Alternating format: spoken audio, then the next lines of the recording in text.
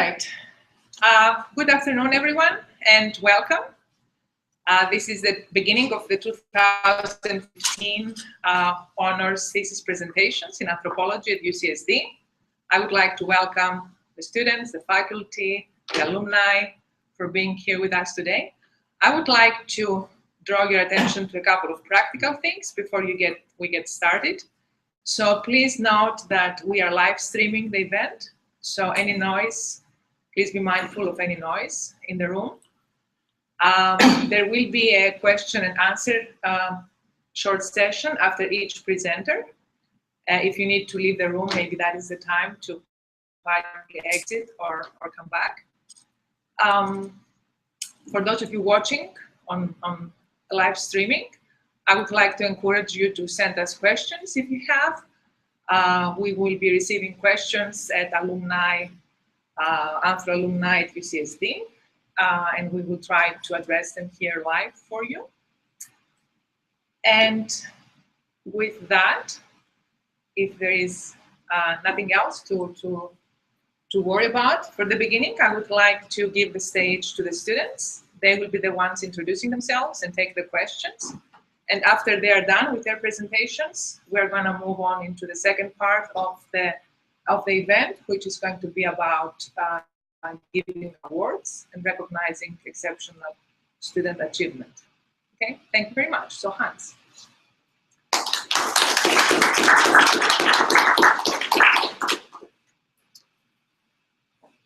Hi everyone, my name is Hans Hubbard. I'm a double major in political science and social anthropology, and I will be presenting my honors thesis. See if I can.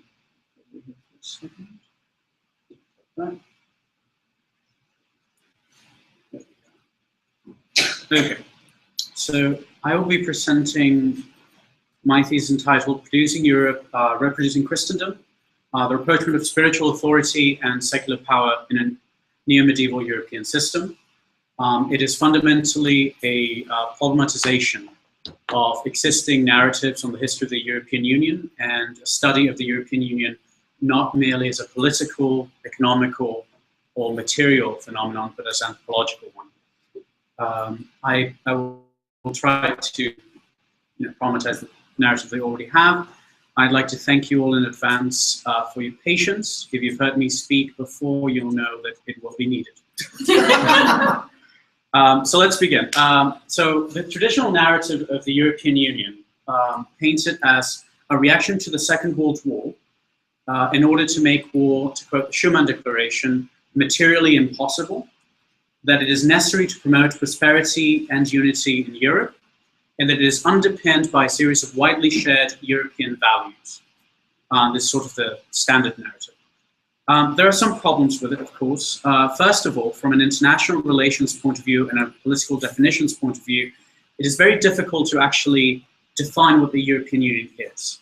So some of the competing interpretations is that when it first got started, it was painted as a nascent state. It is very clear to students of this topic that this has not happened, and it is not likely to happen anytime soon.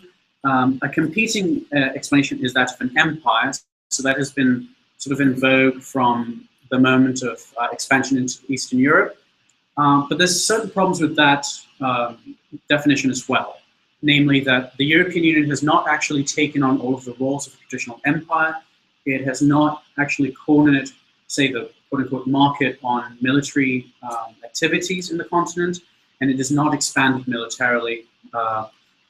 There's also the problem of having different attitudes in culturally different European states. So you have a big divide between Protestant and Catholic, traditionally Protestant and Catholic states. Catholic states tend to be a bit more pro-integration than Protestant states. You can see that, for example, in the difference between France and England, UK. And finally, the democratic deficit, which is a very important topic in European Union studies. So I'm suggesting a new approach to studying the European Union.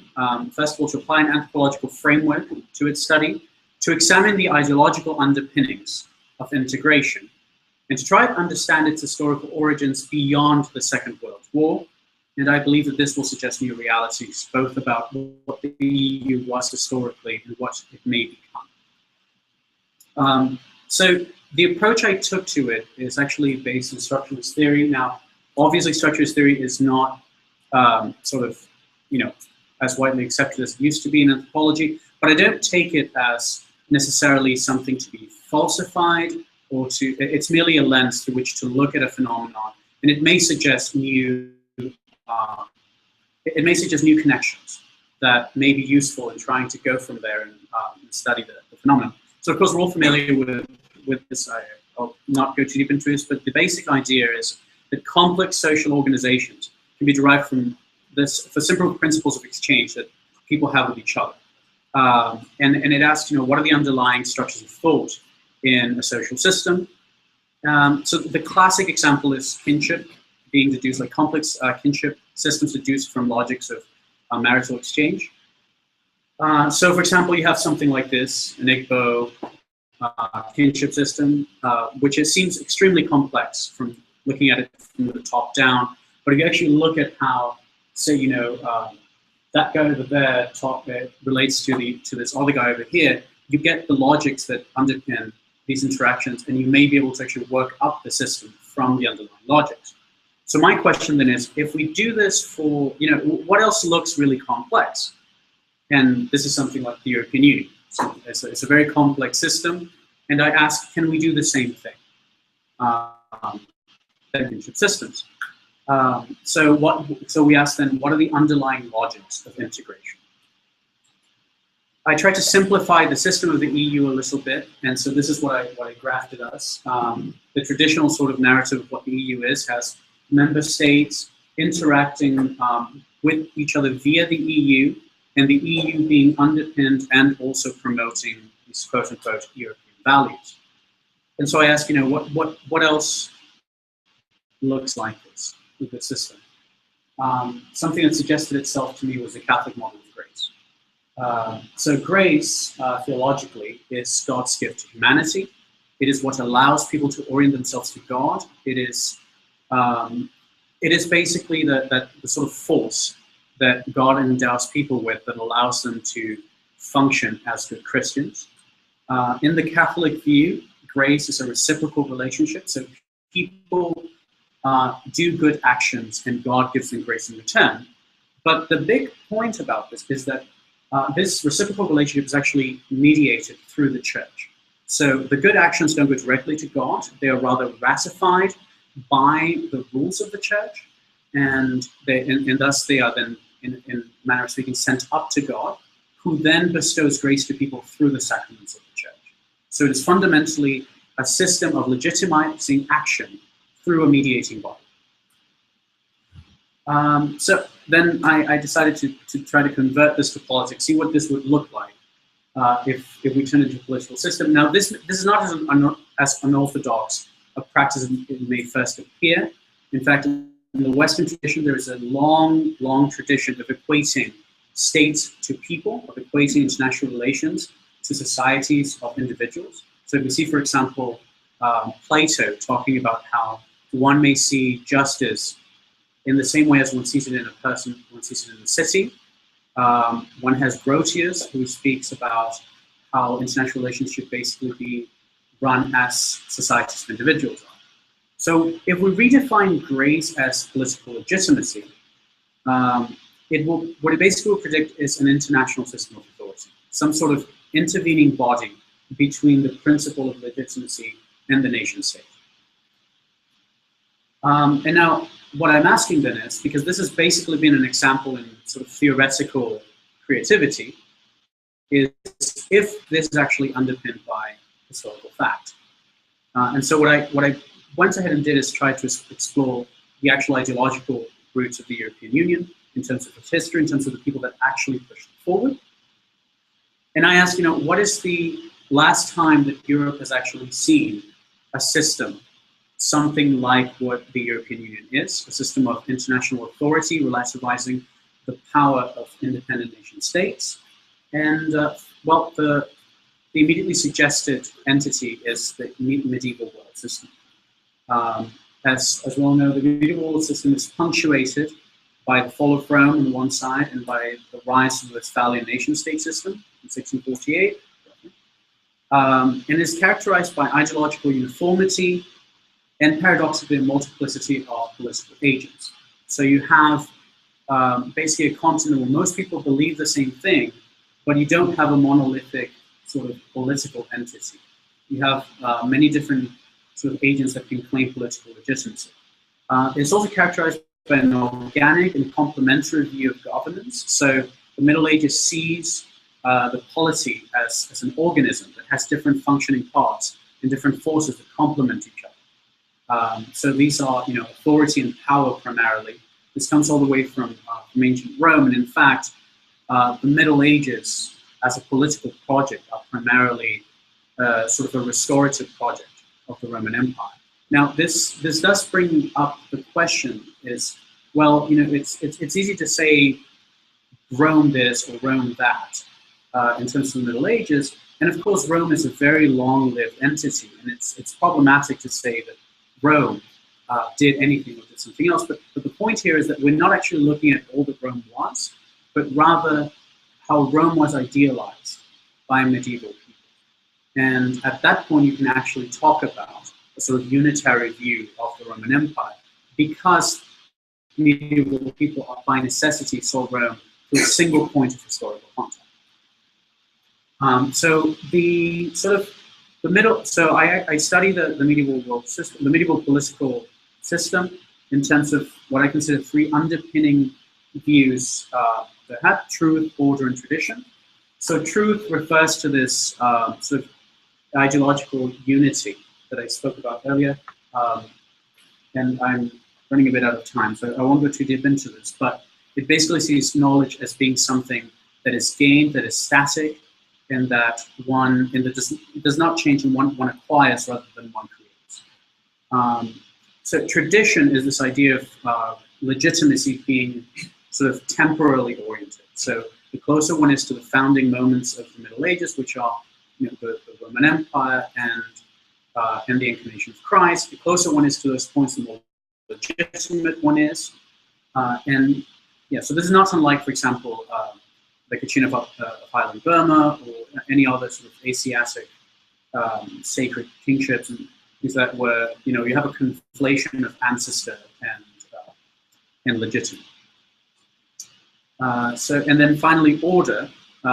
This idea talked about as the policy as being mandated by God, as being complementary organism with different forces, and these are seen in the complementary power of kings and authority of bishops. And so the question then is, how do we get from this to the EU? The mechanism I propose is the role of elites as reproducers of social systems. So the idea being that social systems are reproduced through individuals and through their orientations. And so almost by definition, those individuals who have greater agency will be key reproducers of social systems. They're the gatekeepers of social action, and they actually are the gatekeepers of projects. So if one wants to get a project off the ground, one needs the approval and support of elites. And I think any sort of view of history that does not paint elites as key reproducers has to contend with the question then of what exactly it means to be an elite. And so the actual change that we see in elite orientation at the beginning of the 20th century Europe is after a crisis of authority, which I will not go too deep into at the moment, but you have a reconciliation of spiritual leaders and secular leaders. So the 19th century was famously a moment of separation, so the apex of the separation between church and state. And you have in the early 20th century secular leaders actually finding a place for Christian tradition in their view of government, and also from the church of finding a place for modernity within its ranks. So you have the reorientation of people like Pius XII, who makes social science a requirement of priestly training for the first time ever, and a ressourcement, a theological ressourcement, which is also called the new theology, but we don't like it. But it's basically a move towards seeing Catholic theology as both compatible and shaping of modernity. So we get to the sort of a parallel between the medieval system and the EU. You have ideological unity, this sort of self-evident idea of Europe. You have great quotes from like Pascal Lamy, who was chief of cabinet, who says things like, the people were not ready to agree to integration, so you had to get on without telling them too much about what was happening. And it's this sort of self-evident idea of Europe. You have an emphasis on tradition, so you have the great theoreticians of Europe have emphasized the sort of continuity of a tradition going from the ancient world and from Christianity to the joining of Europe in a new sort of system. Crucifix was declared a secular symbol of the European Union by the European Court of Justice. And then finally, we have, again, this return to a view of governments as ordered and complementary. So you have this idea of the authority of Europe and these values relativizing the power of nation states. And so the sort of the conclusion is basically that if we study the EU as a historical process, we can see that it was heavily influenced by Catholic political thought. It was brought about by a reconciliation of the spiritual and secular spheres, and it's a return to the medieval model of governance, which is underpinned by a logic of a new Christendom emerging. In terms of sort of the limitations of this, of course, this is not a discussion of the material conditions for integration, but rather its underlying ideologies and logics. Also, in terms of the future, Catholicism affected what the structure looks like now. But in the future, you have enlargement obviously into areas with majority Orthodox populations. You have the great influence of Muslim immigrants and native Muslim populations who have grown. Sorry, I guess I'm out of time, but I'll field any questions.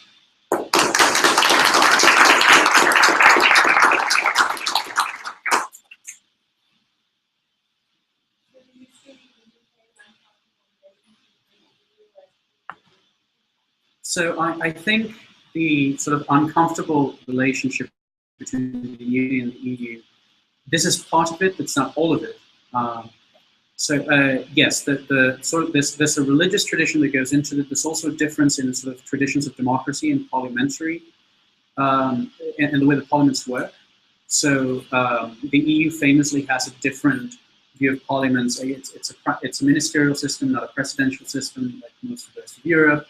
There's also the fact that the UK came out of the Second World War as having just had a large empire, and so it's at that sort of uncomfortable middle place orientation where it doesn't know where to go to, as the saying goes, with Berlin or Washington. And of course, there's also a problem of juridical systems.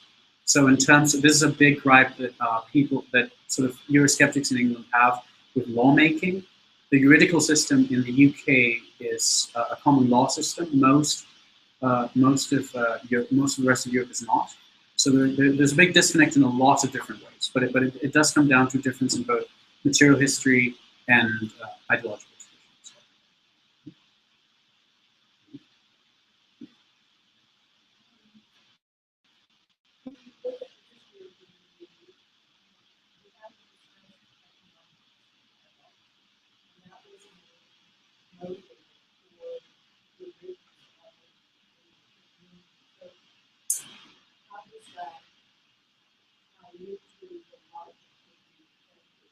And I could start it by saying, you did say structuralism, the way no course in anthropology has done. Hard task indeed.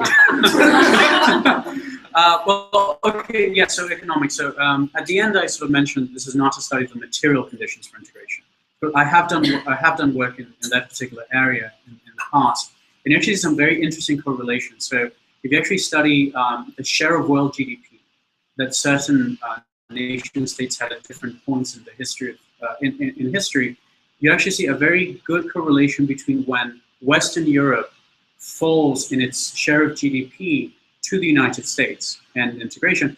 Very interestingly, the first data point we have for the UK falling below the share of world GDP that that Germany and France have is 1973, the same year that the UK joins the European Union. Of course, there's other political matters of the gold blocking, UK membership, and things like that. But I do certainly agree that economics played a big part of it.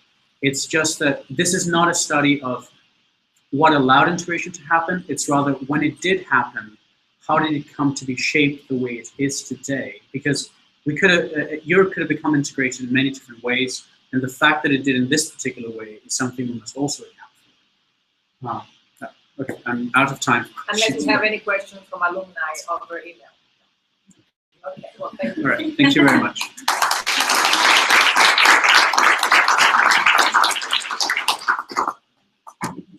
Anyone need a parking permit? I didn't get one. I didn't know if to take it.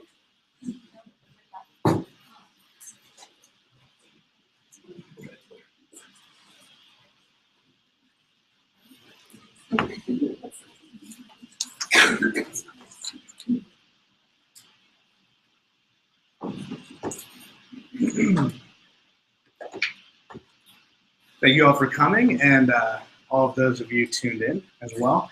My name is Jared Eckengren, and the name of my thesis is Listening to Drugs, Understanding Psychopharmaceutical Subjectivities Through Medication Discussion.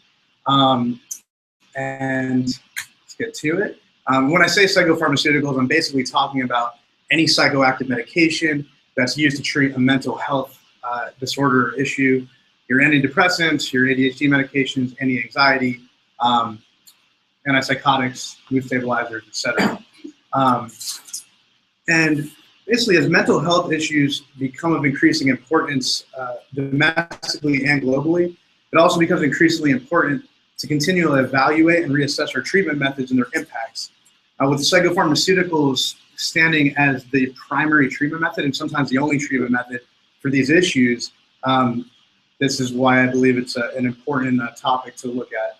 So by looking at the aspects of the subjective or the lived in the world experience of these drugs, I hope to broaden the understanding of the impacts these drugs can have in the lives of patients and their social networks.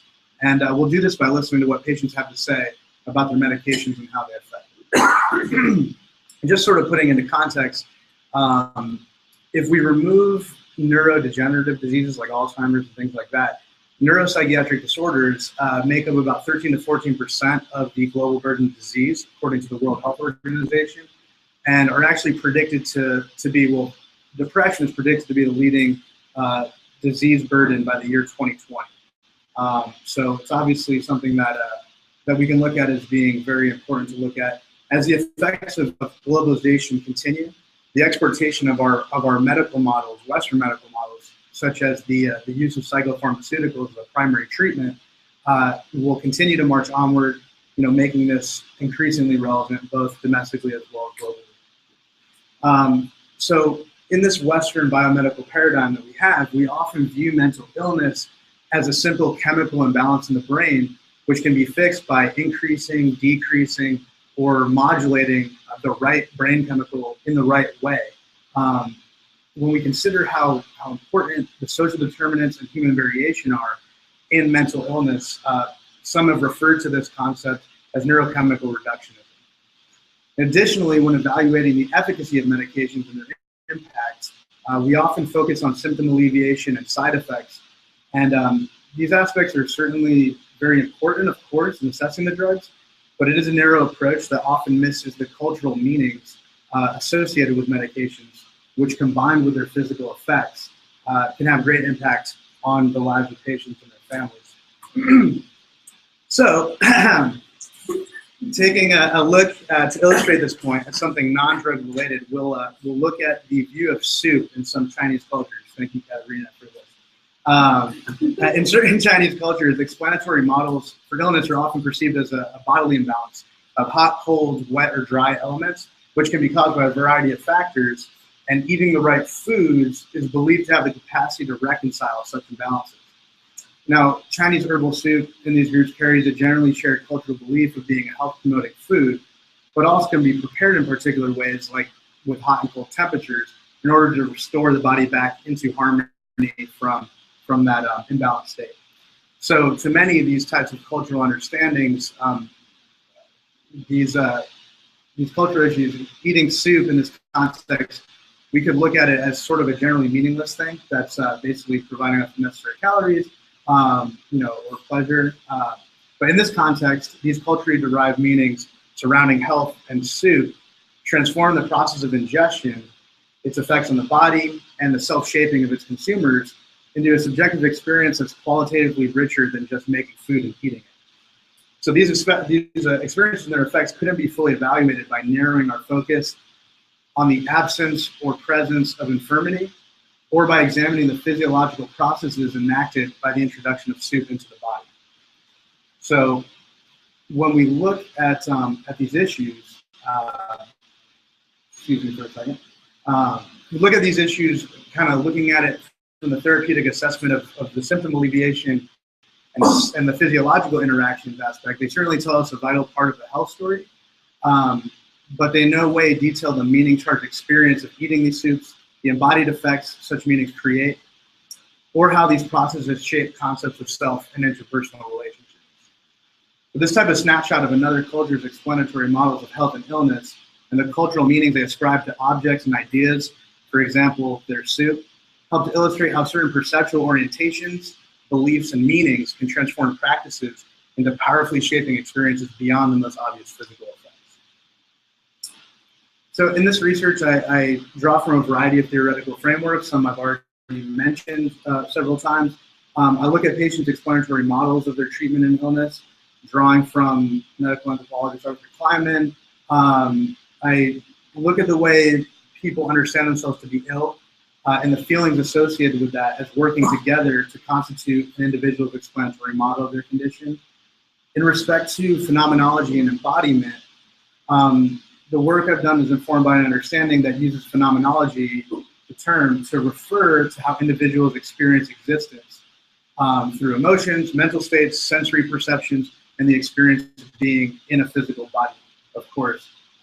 In conjunction with culturally mediated the phenomenological orientations, processes of self and self-conception are also shaped through culture and experience. And I've used the framework as outlined by Janice Jenkins here of the psychopharmaceutical self and imaginary in order to examine these aspects.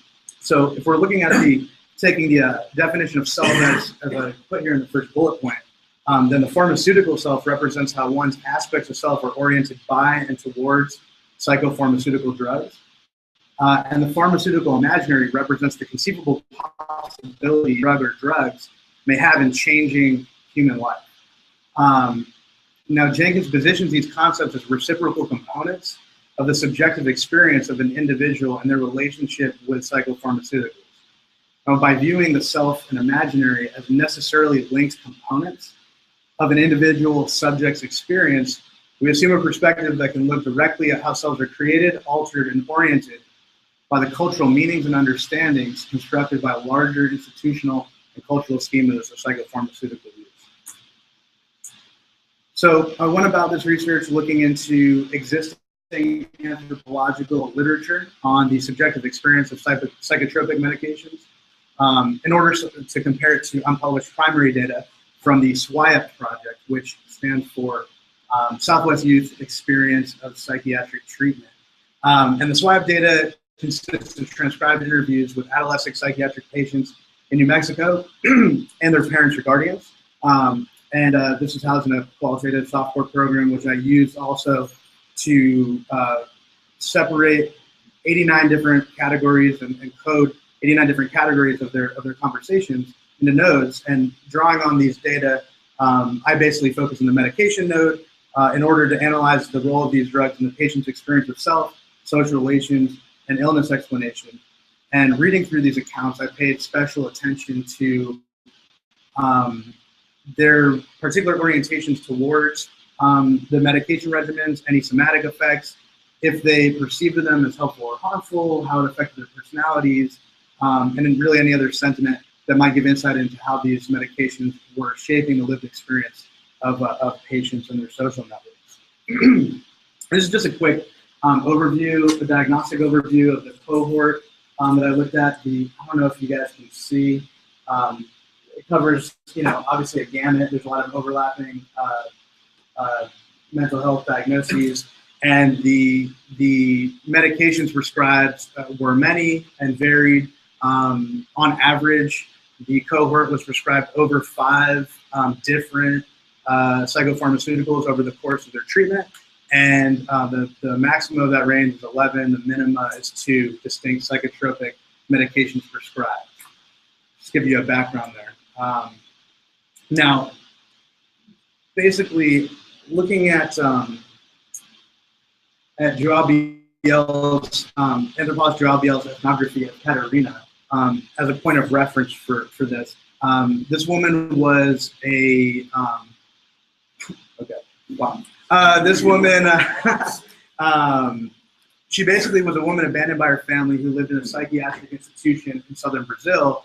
She was frequently, he describes her as being too drunk to talk on many occasions, but she wrote in a journal and frequently referenced herself as Katkine or Katkine, which is a combination of her name Katerina and a combination of the drug Akhenaton, which, or Akhenaton, I don't know how to pronounce it exactly.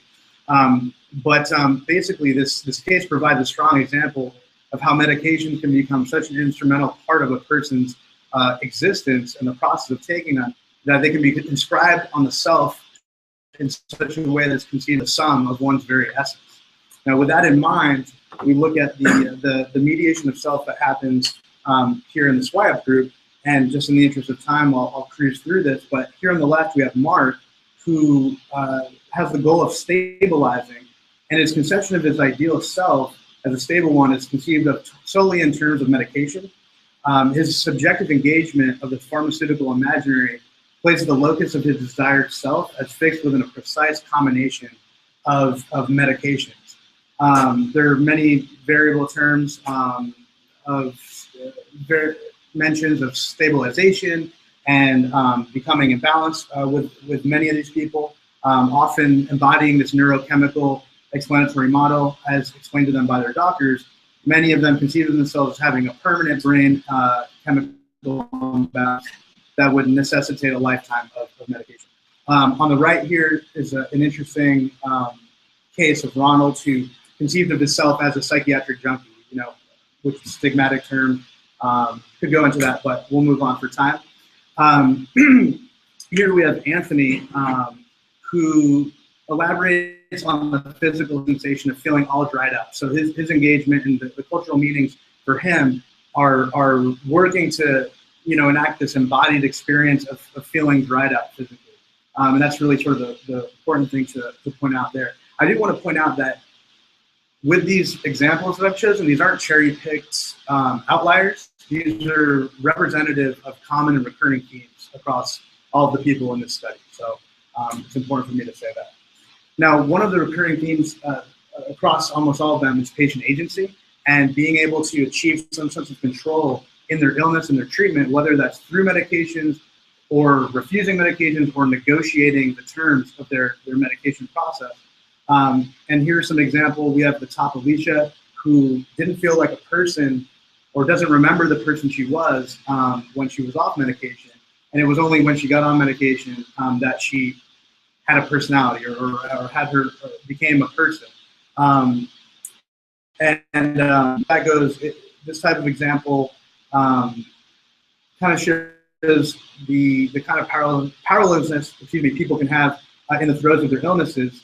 On the bottom, we have a foil to that, Angela, where she basically, as opposed to Alicia, whose unmedicated self was a foreign stranger out of control, Angela seems to feel that she wasn't a person at all when she was on medication, and she emotes about finally being someone when she's off her meds.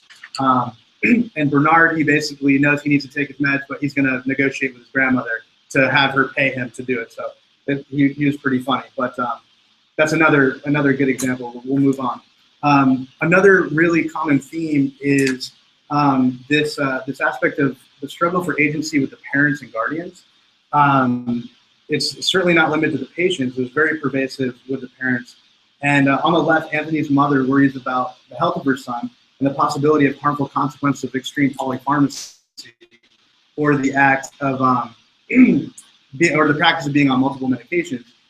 There was one particular example where there was a time where they were trying to zero in on a diagnosis by testing all types of different medications on Anthony to zero in on what his reaction is and make a diagnosis from that. Eventually, she felt like he was overdrugged, and she changed doctors as a way to gain control back in that situation. On the right, the mother of Angela expresses a very common sentiment. I heard the word guinea pigs over and over again in these interviews, and that was a very common theme, feeling like their children were test subjects for the medical establishment.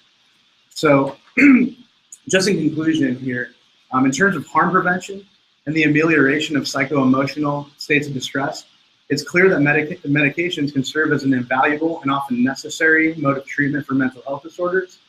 Along with these benefits, the effect of psychopharmaceutical treatment goes beyond symptom mitigation. As seen through patient and guardian examples of the lived experience of these regimens, subjective orientation towards drugs influences a variety of factors in the conception of self and the patient and familial struggle for agency in their treatment. Patient's sense of self can be shaped through an existential integration of subject and medication, or self can be conceived of in direct opposition to medication through refusal or negotiation. The family and social unit, an inextricable component of illness experience, also searches for agency in the course of their child's treatment. This desire is expressed with the recurring perception of the children being used as guinea pigs. With the use of psychopharmaceuticals as a critical and entrenched practice in psychiatric care, further understanding of these subjective experiences of these drugs should help to inform medical health professionals as well as families and social units to improve practice in treating mental health patients. Thank you.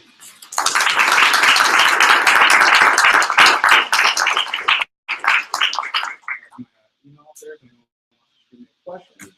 And are there time for questions, or should we go to? Yes, we can take a couple of questions. Okay.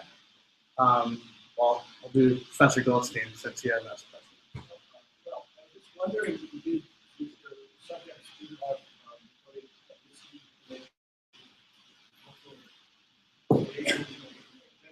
Yeah. Do you track any of the differences in some cases?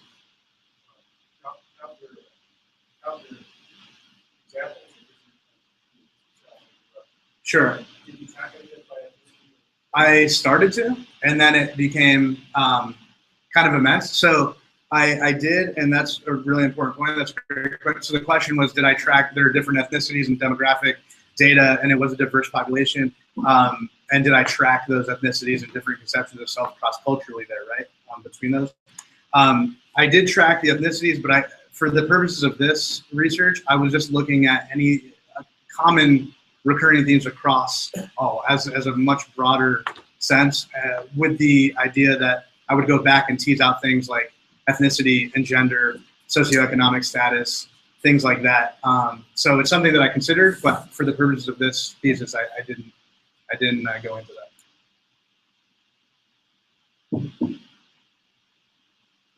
I think you answered it in the last answer, but given that they were on different drugs, Mhm.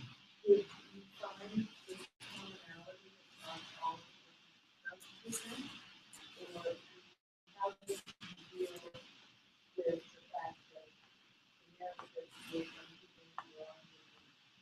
Sure. Yeah. So the question is for our viewers.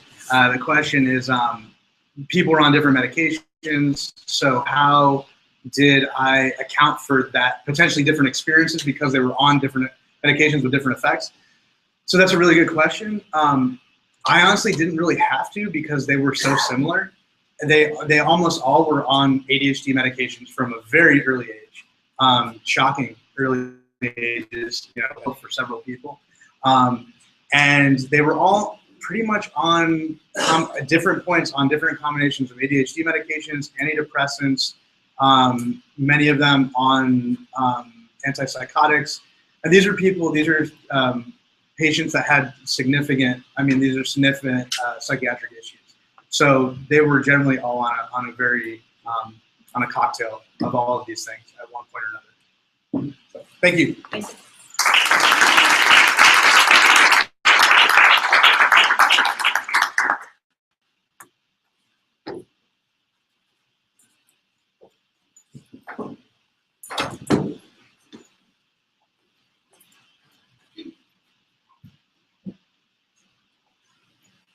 All right, if you just give me a moment to set up.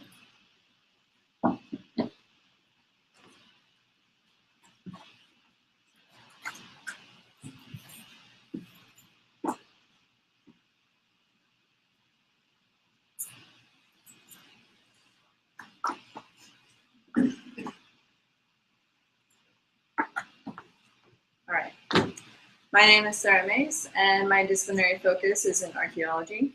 First of all, I want to thank all of you for being here and listening to all of our theses. Mine was conducted under the advisement of Professor Thomas Levy, and the title of my thesis is Tales of the Dead, the Rapid Diversification of Mortuary Practices in the Southern Levant. So in conducting this project, I decided to focus on the possible ideological and practical context for the rationale behind the expansion and diversification of mortuary practices in the Chalcolithic Southern Levant. In the process, I have by necessity addressed the types of societies, but this is not an extensive reconstruction of the societies at this time. In the process of writing my thesis, I focused on a few questions that address the practical and ideological contribution to the forms of mortuary practices that existed in the Chalcolithic Southern Levant, the causes for their explosion and diversification from the previous Neolithic, and the purposes of these different practices. So the significance of this project focuses on the rapid diversification and explosion of mortuary practices from the previous period, because this is a period unique for an unprecedented amount of burial sites. And by looking at this period, it is possible to gain understanding of the explosion and diversification and gain insight into the rationale provided for the rationale that is behind all of these practices. So for a bit of background, I have an image of a Southern Levant at the right, and it covers what is modern day Israel, Palestine, and parts of Jordan. Also included in my discussion is the Sinai Peninsula. The Chalcolithic period covers 4,500 to 3,600 BCE in the Southern Levant. And mortuary practices at this time expanded rapidly and diversified from practices typical of the previous Neolithic period, as I mentioned before. In the process of doing this project, I focused primarily on library research and an analysis of published works with a focus on the Shechem Cemetery Complex, which is one of the sites in the Southern Levant. And by looking at this site, I was able to conduct a comparative study based on location, burial, and any artifacts found with the remains. And the divisions that I found are mainly burial caves, multiple burial caves, open-air cemeteries, and the wallings. The aim of this was to analyze the rationale behind the various mortuary practices and understand the changing outlook towards death during human prehistory. And so there are a lot of theories that address this. And for the purpose of my thesis, I focused on three under the context of a practical and ideological lens of what these theories may fit under. And the theories I will discuss are territorial claim, regionalism, and social complexity. So the question is, are mortuary practices primarily influenced by practical or ideological rationale, or are they affected by both? And whether the theories I mentioned fit under the two categories. But it's not so simple to separate them, especially at this time period. What we may consider as completely ideological today, such as a ritual, would be at this time period part of a practical everyday life in order to ensure certain effects. And so one of the theories that I mentioned is territorial claim. There is a possibility that cemeteries were used as a marker for territory. And in order to test this, it would require a visibility analysis, which would be conducted through GIS, a Geographic Information System, and I will discuss more of that later. But that leads to social complexity. At this period, there are a couple of leading theories as to the level of complexity. Two-tier chiefdoms is suggested by Professor Levy, and I have put an image at the bottom to try to demonstrate what this is. Basically, there are regional centers that hold some form of power over other settlements in the area, and these regional centers may be political control, religious control, or commercial control. On the opposite side of this debate, scholars suggesting a more egalitarian society, and is against the idea that there was such a degree of social complexity at this time. But there is a possibility, and it is actually likely, that there is regional differences in complexity based on differences in transitions from the previous Neolithic period, and based off of the finds in the Golan Heights versus the Jordan Valley, Coastal Plain, Negev, and Sinai. Because if you look at the Golan Heights and then southern Levant, there is typically not very many luxury items found with the burials. And if you compare this to the other areas mentioned, there are many luxury items, including ivory and jewelry. And this may also contribute to the various mortuary practices that are found.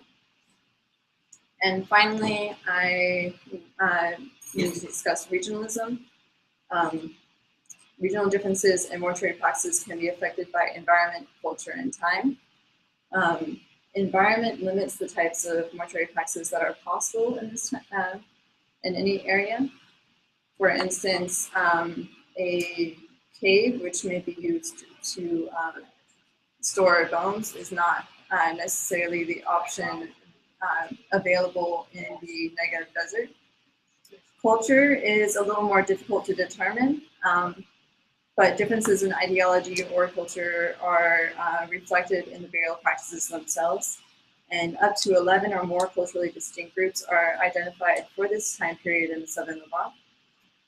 And finally, time is important to consider because this is an 1,000-year period, and not all of these sites are contemporary, and so there may be diversity based on when these sites existed. And so I'm going to move into my comparative studies. So this is the southern Levant pictured here, and I have a map with an image of some of the sites, and later I will be discussing the sites illustrated by the stars. Briefly, the different types of sites are burial caves, which are common to the coastal plain, where you see most of the dots. Open air cemeteries, which are, two of the examples are the yellow star and the red star shown. And Nawamis, which I do not have in this picture because they are more common to the Sinai Peninsula, which is farther south than this map shows. So to briefly discuss burial caves, they are typically either a single cave or a multiple cave, meaning that the ossuaries, which are shown, if I can pull up an image, that is an ossuary there. It is a ceramic receptacle that is used for the storage of bones in a secondary burial. So what would typically happen is the primary burial would allow the body to decay, and the bones would be picked up and put in this ossuary and put into a cave. Single cave sites are exactly what they sound like. There's one cave that these burials are found, and they're more common to the northern coastal plain. Multiple caves are more common to the southern coastal plain, and they are sites that include multiple caves next to each other, as the name suggests, which may have different receptacles used for each of them, including burial jars or stone basins. And important to note is that the most common burial container is an ossuary. And so I will need to talk about open air cemeteries because my case study fits into this category. They are typically above ground with visible structures, and they may actually, I have two images that would fit for the open air cemeteries as seeing the burial circle on the top right and the Nawami on the bottom. The burial circle picture is from Palmahim, which is not one of the sites I mentioned, but it is typical of the structure that burial circles may take. And Nawamis are typical to the Sinai Peninsula. They are above ground with visible structures, as I have mentioned, and they are common to the northern Negev and found at sites, as I go back, such as the Red Star and the Yellow Star. The Red Star is a Dema, which is associated possibly with Rasul, which is an important regional center, and the Yellow Star of Shikmin. And these are tentatively associated as a Dead Sea funerary culture, as all of them are similar. And there are exceptions to this rule to be considered though. Tisapim Road, the site there, indicated by the blue star, is located on the western Negev and is close to the coastal plain. It is unique for the different practices exhibited there, including a large rectangular building, much like a house that is only accessible from above, and other burial practices such as pits and an interesting exhibit of gravestones there, which may be indicative of communication between the separate regions and temporal differences between the different practices. Oh, sorry. So edema is typically associated with Tilak as well, as I mentioned, and it could have served as a regional mortuary site. It has held several pits with primary burials, and but the cysts are associated with burial structures where secondary interment may have occurred. Then the green star to the north is Pekini, which is famous for its intricate ossuary designs and wealth of burial goods. It stands out from other single burial caves based on the presence of luxury items. And the ossuaries are highly detailed and anthropomorphic. And the luxury items actually separate it from the other 9 single cave mortuary sites, presenting the possibility that this is an example of a more complex site in the northern coastal plain. The multiple burial caves to the south are typically more complex in terms of burial goods that may be found with them. And the different caves themselves may exhibit differences in time and separation of social hierarchy. And so, once I get past these images again, I will go to my case study of Shikmin. What you see here is a Google Earth image of the site today. And the numbers 1 through 7 are each of the cemeteries themselves. 1 through 6 are on a series of chalk hills, which would have allowed it to be visible from afar. And Shikmin South are the 2 sites that are especially important to this. And I'll have to go quickly through the rest of this. It is important to note that Shikmin is a possible regional center, which would include control over the nearby southern of Nizad Aluf. And to test the theory, well, first let me go to Cemetery 1. This is an example of the map of the burial circles found at Cemetery 1. As you can see, they are different sizes, and some of them are connected, which indicate both temporal differences and possible differences in hierarchy. And to test the idea of territorial claims in this area, I have been conducting ongoing research on ArcGIS and viewshed analysis, which I said I would talk about, but I do not have enough time. So I will go to my discussion to address the questions I mentioned earlier.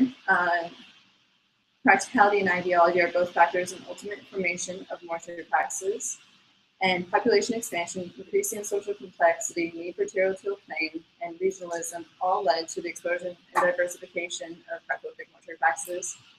And the purposes of these practices were a tool for the living and emergence and complexity of the Chalcolithic, and as ritual and new cultic practices. And thank you for listening. Any questions?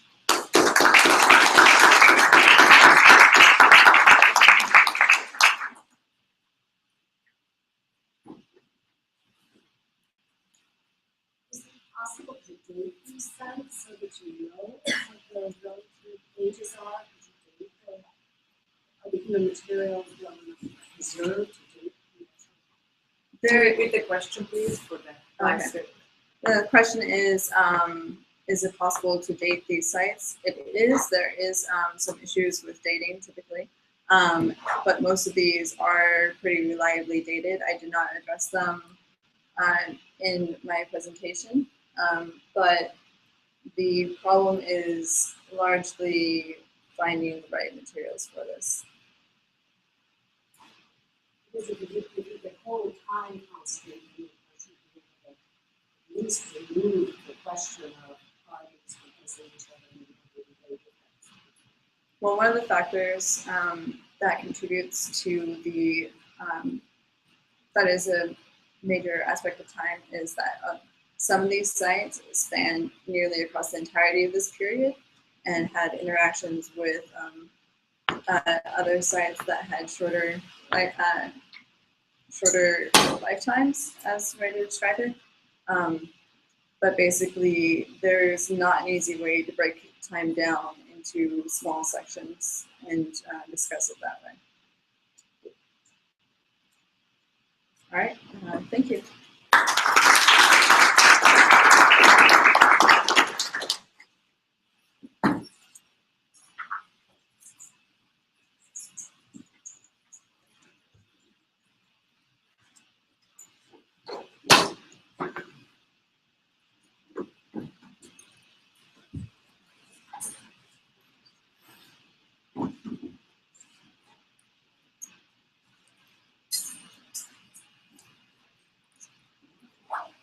Hello, everyone. My name is Megan McNamara, and I'm an undergraduate sociocultural anthropology student here at UC San Diego. And my mentor is Professor Suzanne Brenner. My research looks at migration, love maintenance, and relationship longevity, and specifically perspectives of South Asian immigrants in London. So I want to thank you all for being here today and supporting our thesis cohort, and let's go ahead and get started. I want to give a quick overview of what I'm going to go through in this presentation. So first, I'm going to address the purpose of conducting this fieldwork and some of my methodology that went into my time in the field. I'm going to address traditional arranged marriage as well as love marriage in South Asia and how this differs from companionate love in the Western world, and look at some of the literature that surrounds immigration and companionate love in the anthropological sense today. And then I'm going to address select data from my interview findings over my time interviewing in London and discuss why my ethnographic work shows the significant need for updating the current literature and why we need to more broadly consider the popularity of partner-selected companionate love in the context of modernity all over the world. So before we get going, I want to just talk about some of my research questions that I had going into the field. And I had several, but I picked out three that I think are going to be addressed in this talk today. So one question I had was, do immigrant couples in Western countries experience dissonance between traditional ideologies about love and relationships in their new context post-migration? How does this affect ideologies of love and romance in future generations of migrant families? And do parents who undertook arranged marriages in their home countries change their perspective once they have children in this new space? And then lastly, what can be learned about relationship longevity and resilience from couples who withstood this challenge of immigration?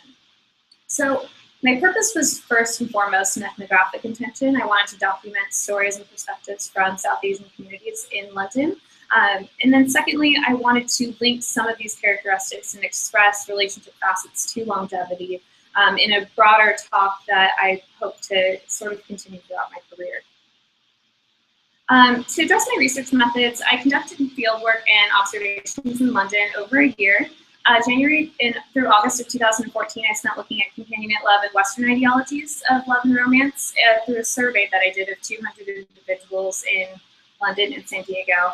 And I also conducted qualitative research interviews with couples that I think represented a diverse gender, sexual preference, and cultural context within these two areas.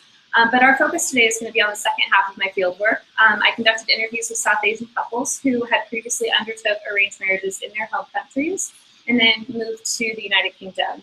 I also conducted 2 additional interviews with informants that were between the ages of 18 and 25. I wish I would have had the opportunity to expand on this because this ended up being a very important aspect of my research. But my primary informants were from Sri Lanka, India, Bangladesh, Pakistan, and Nepal. So I want to address traditional relationships in South Asia because I think it's very important to consider before we look at the context of migration. So selecting someone outside of your social class or ethnic background is often not only just looked down upon, it's also forbidden in a lot of instances. So in consideration of the historical caste system, for example, in India, some scholars argue that it's a historical past no longer worth evaluating in terms of modern social dynamics, and others argue that it has had enduring qualities that are still present in daily life, including romantic partnerships. Individual partner selection is seen as a Western and individualist practice in most of South Asia, and even in some migrant communities within Western cities. And it remains in opposition to traditional arranged marriage. Romantic love in South Asia, where individuals actually choose their own partners, is called love marriage. This is discussed in anthropological literature by Pervez Mahdi at Cambridge and several other scholars. However, it's a separate phenomenon from marriages in the traditional sense, and it's often associated with acts such as elopement and abduction. And the general understanding in the traditional context of marriage is that love should not precede marriage. However, marriages that have love, which comes after, is completely seen to be within the normal realm of possibility. So it's also important to understand that in South Asian arranged marriage, usually individuals have the choice not to marry the person that their family has matched them with. So they can object to a match. So what is the companionate love ideal, and what is the whole focus of this project? So companionate partnerships are based on affect and emotional intimacy, and they're becoming a desired feature in romantic unions all over the world. They're seen as a marker of modernity, and a lot of times when it's described in text. This is especially the case for younger age demographics, so namely the 18 to 30-year-old age range, where individuals are dealing firsthand with systems of monogamous partner selection. This has been made popular through imagery and through the Western portrayal of romance and love, which precedes marriage, and it's also especially popular in the Hindi or Bollywood film industry now in a South Asian sense. So to lay the foundation, we next need to consider Western romance, since in the case of my field site, it interfaces with the South Asian diasporic community. So romantic love in the Western world, monogamy and individual partner selection have been particularly common as a cultural phenomenon and something that most of us in this room are fairly familiar with. It is often considered by some to be advantageous for the rearing of children and the social construction of the family. All around the world, generations are discussing self-selected partnership and the importance of these effective bonds. They're discussing the opportunities they can seek through companionate partnership, as opposed to partnership which was defined by preceding generations, namely their parents or grandparents. So culture determines how and when men and women discuss courtship, love, and marriage. However, love itself is not culturally exclusive. So what does the current literature say on my topic? So although there may be transitions and changes in ideologies of romantic relationships, some aspects of cultural upbringing and socialization are enduring. For South Asian communities, one of the most significant value systems is an emphasis on family and community. So in cultural regions such as India, arranged marriage has actually remained persistent. Statistical data collected in the 1960s estimated between 90 and 95% of marriages were arranged by family.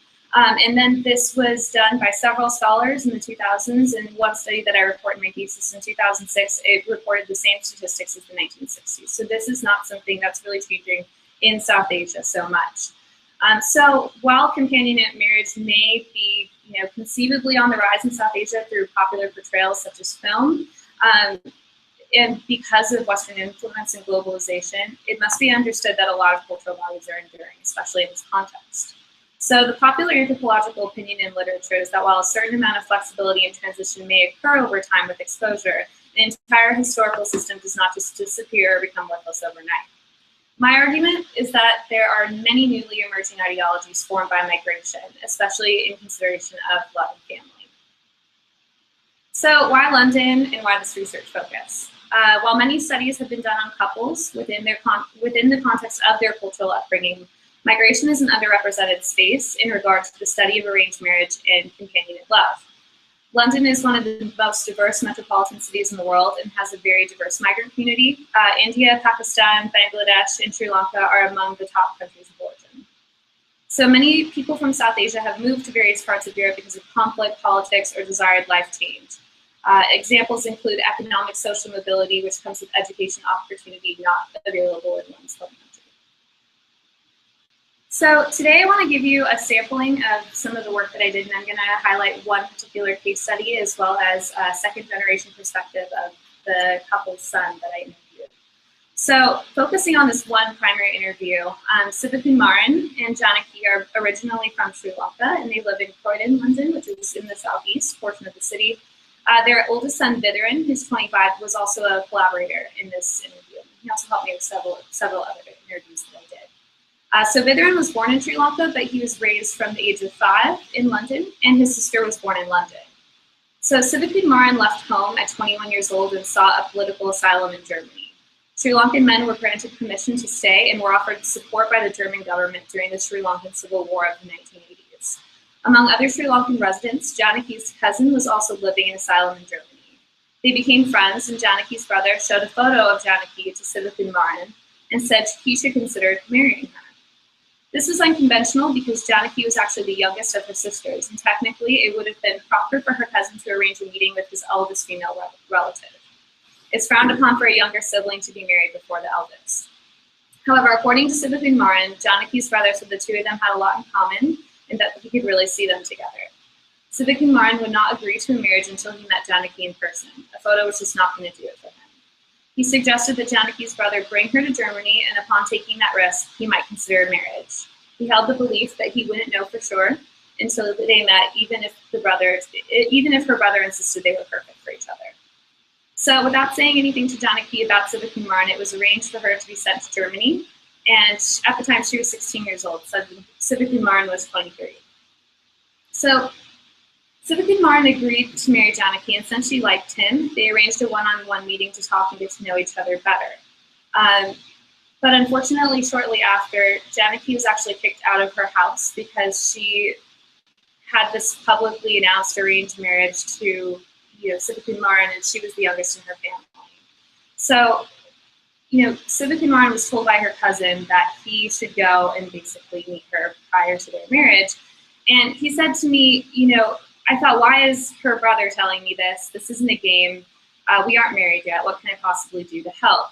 And so, after a while, he started considering things differently, and his mother told him that ultimately it was up to him, and rules need not apply for this particular situation. So he went to her, and he said, I can't promise you anything. I'm a poor boy from a poor background. There's nothing you can gain from me, but when I eat, half is yours. I can't promise you a palace or even guarantee you a bed to sleep in, but I can promise you that you can always sleep on my chest. The main thing is that you have to follow me. If you believe me, go to the taxi and this is our marriage. You are my better half, but we don't have time to discuss. So if you believe me, get in the car. Janaki told me this story with a few tears in her eyes. I believe from listening to her that she really took this moment as her marriage to Sivakun Maran, knowing that she was ultimately choosing life with him forever. She also noted that she felt like he was a hero from a movie during this part of our interview, which I think most of us can sort of relate to that notion. So Janaki and Sivakun Maran had a fairly conventional arranged marriage, but it's important to keep in mind that there's always diversity in marriage and relationships, even in an arranged marriage context. So in an attempt to make the unfamiliar somewhat familiar, I at this point would like to reflect on something known as a setup or a blind date in Western culture. For example, you have two single friends, and why would you consider setting them up? Oftentimes it's because they have similar education, family and upbringing might be similar, they might have matching values, similar attractiveness, how they spend their free time, all of these things. And so I asked Vivek, Martin, and Janaki if they felt like these type of things were considered by their parents or by family members when arranged marriage is being considered in South Asia. And they both said absolutely. They said in most cases, family considers all of these things. And people usually have the option not to marry this individual. So although, the main difference is when people are introduced, generally it's you're going to be married very soon, as opposed to a blind date where you might date for several years prior to marriage. I would argue that it's sort of a similar situation when you're arranging something and you care about the people involved. So an interview question I always like to ask couples, regardless of where I'm at and who I'm talking to, is, what is the most important aspect of a romantic or marital relationship? And Janaki told me, first, to trust each other. There's a saying, there are two cows to the plow and they both need to be pulling in the same direction. In this circumstance, all you can do is trust that your partner will continue to pull in the same direction.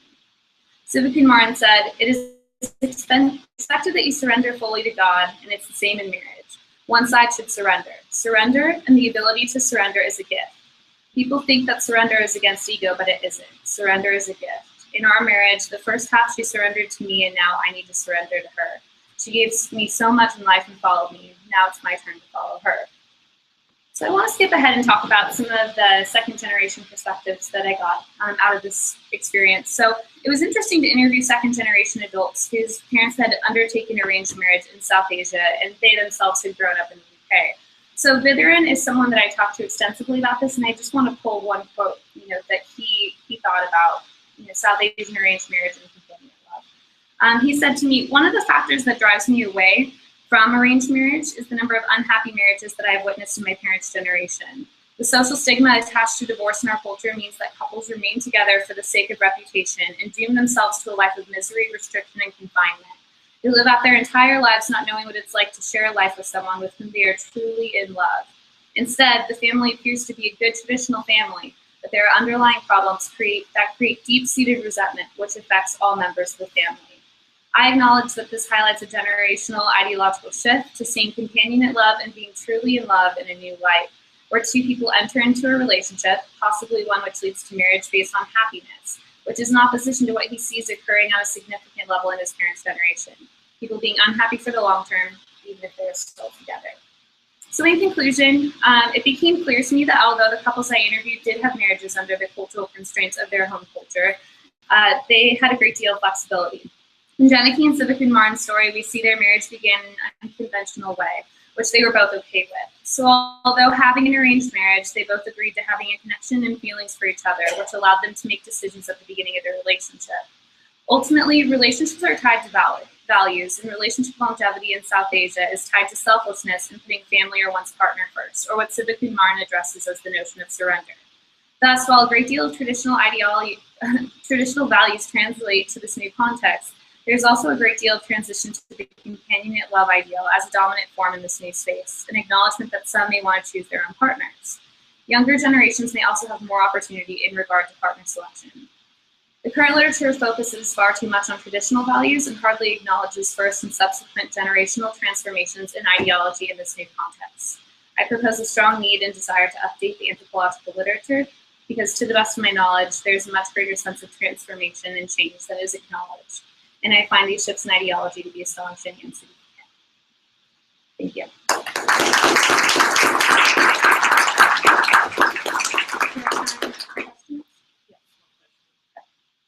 Yeah, time for one question. You said it's possible to turn down the arranged marriage. How many times can you do that? Oh, that's a good question. This is going to be different depending on which, country you're talking about. But from my interviews with South Asian people, people generally feel like they can have the veto. How often this actually happens, though, is, I think, surprisingly low. I haven't read any statistics on this, but if you think about it, your parents are spending so much time and effort, I mean, sometimes a year, really looking for someone who would be a good spouse for you, someone that you could raise a family with. So in all actuality, you know, a lot of times you see people really not saying no to these marriages. I had one couple that said, it was a woman I was speaking to, and she was from India, husband's from India, and you know, she said that she was introduced to him for the first time, and basically they left, and her father asked, you know, what she thought of him, and she said, well, I don't know, you know, she basically had met him one time, and he goes, well, do you want to marry him? And she said, I don't know. She's like, do you want me to marry him? And her father responded, yes, that himself and her whole family felt like it would be a good match for her, and she said that she would do it. So I think that in this particular sense, when family is so important and you so highly value someone's opinion, it might be good for you. I think that the veto actually happens a lot less than you think. So how many times would people be able to say no? I mean, under this situation, I think probably unlimited times you could say no, but will you be able to get married if you're, you know, repeatedly say no to partner setups? Probably not. I would think so. Anyways, thank you very much for your time.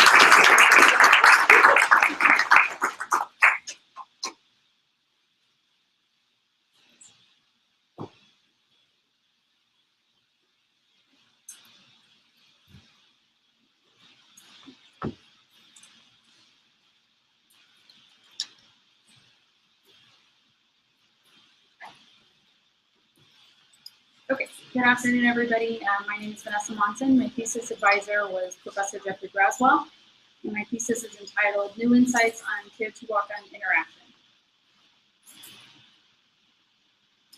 So as the title suggests, I decided to direct my library research towards Teotihuacan interaction. I chose this topic because I had recently completed a course on the history of Mesoamerica, and I'm sort of enthralled with Teotihuacan and its place in that history. This is a long-running archaeological research interest that goes back decades and has an immense body of literature associated with it. And research goals typically revolve around developing models or repurposing models to explain the patterns of interaction. And the reason this is there is no neat explanation for interaction that fully encompasses all of the available evidence. In addition, new evidence for interaction is still being uncovered, and that data has to be accounted for and assimilated. So this is a dynamic research interest that will no doubt continue to be relevant. So there are three main components in my thesis that I will be discussing today, and these are recent models for interaction, markers for interaction, and I will summarize some archaeological data from 3 different regions: the Basin of Mexico, the Tuxtla Mountains, and an area in Chiapas. So for the models, the first one is,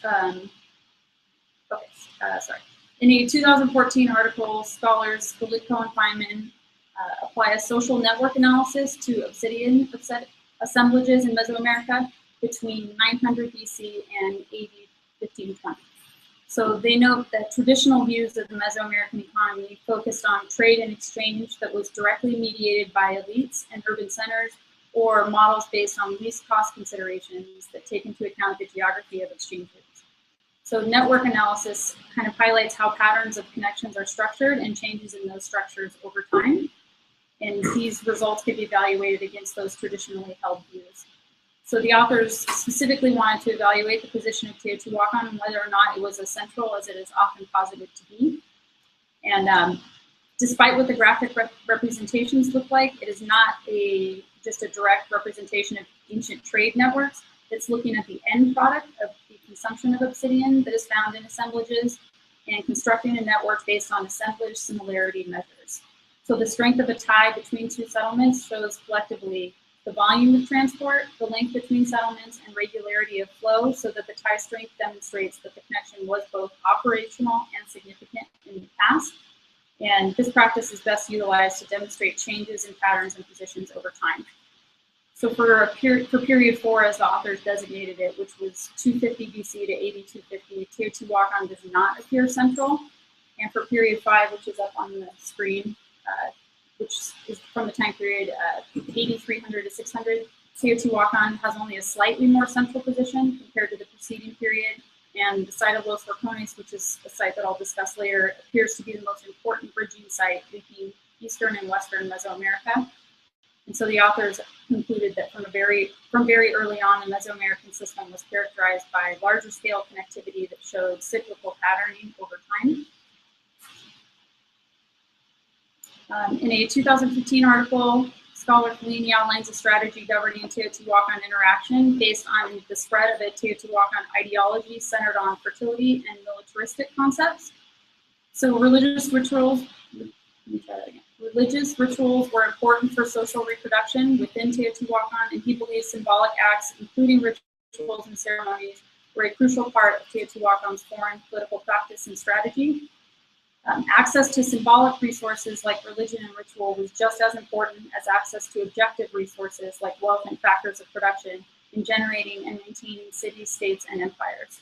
And some religious ideas that were part of rituals at Teotihuacan were exported to foreign polities. And the three most prevalent of these were the feathered serpent deity, the storm god, and the butterfly complexes. And those are two pictures of burial sites that the male warriors are copying the traditional goggles of the storm god, or they say goggles, but they look like goggles.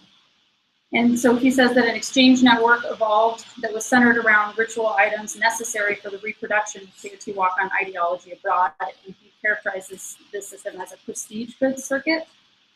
So Teotihuacan ideology was not just absorbed, it was sometimes incorporated, sometimes resisted, and sometimes reinvented depending on the receiving polity. And he also further notes that exchange systems that are based on ritual artifacts are not designed to last, and this weakness contributed to the decline of Teotihuacan.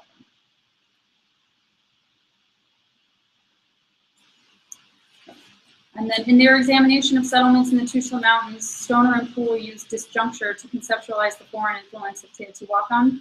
Instead of examining the long-distance interaction, they focus on how external or foreign influences are negotiated in the receiving area.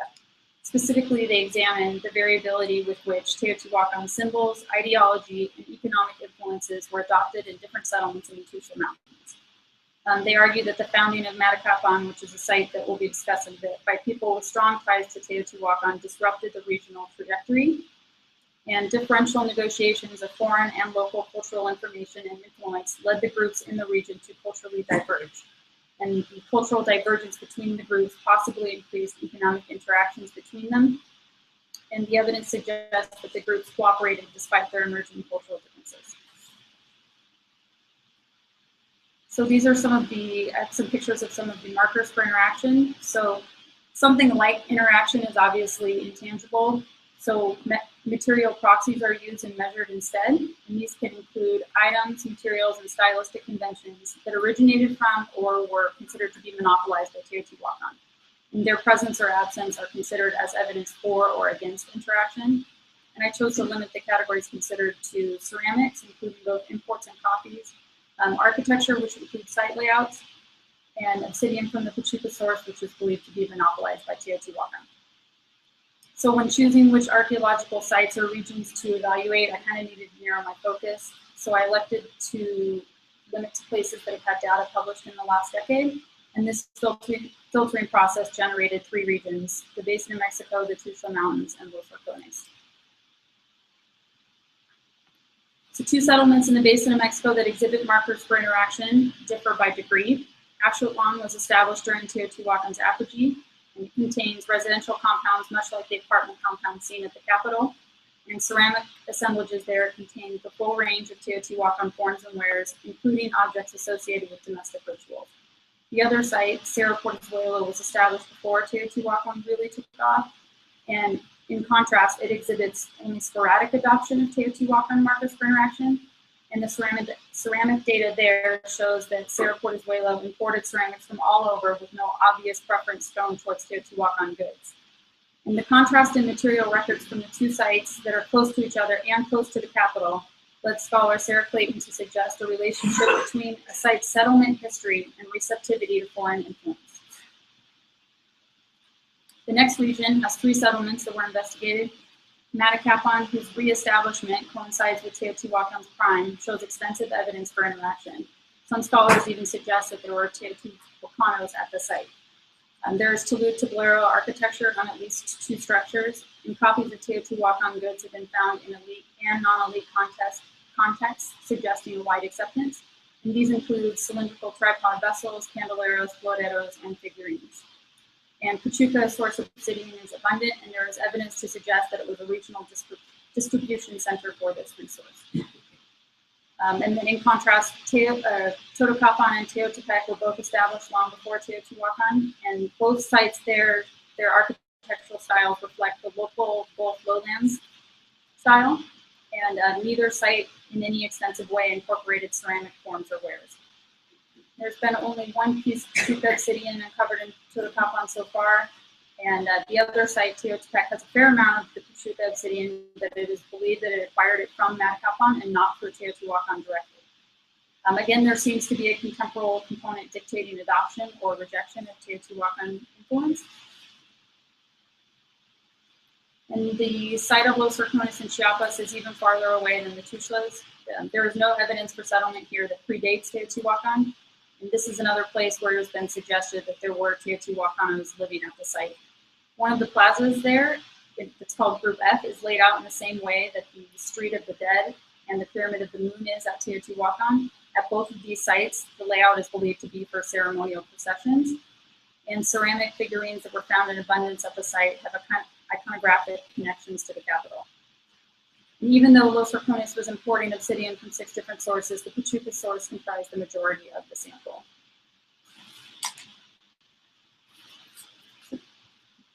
Here you can see all the sites that I've mentioned so far. The group on the left represents sites that did not fully adopt the suite of markers for Teotihuacan interaction, but have established culture histories of their own. And the group on the right were sites that were in the process of developing their cultural histories that absorbed and integrated Teotihuacan materials, and in 2 instances, maybe even Teotihuacanos. So Clayton's idea is likely not applicable to all sites, but within the 3 regions that I've looked at, it does seem to fit. It appears that Teotihuacan selected for sites that were newly established and not already entrenched in their own cultures. And a site's establishment date was more of a factor than the distance it was to the capital in predicting intensity of interaction. So comparative studies such as these neatly bypass some of the limiting factors of archaeological research. And these include things like disparate data sets that are sometimes generated decades apart, especially when you have a long-running research interest and you have things that were published literally 50 years ago compared to things that are published a year ago. So by evaluating data in a relative way, it can still meaningfully contribute. And also I wanted to highlight that half of the Basin of Mexico data was generated without digging.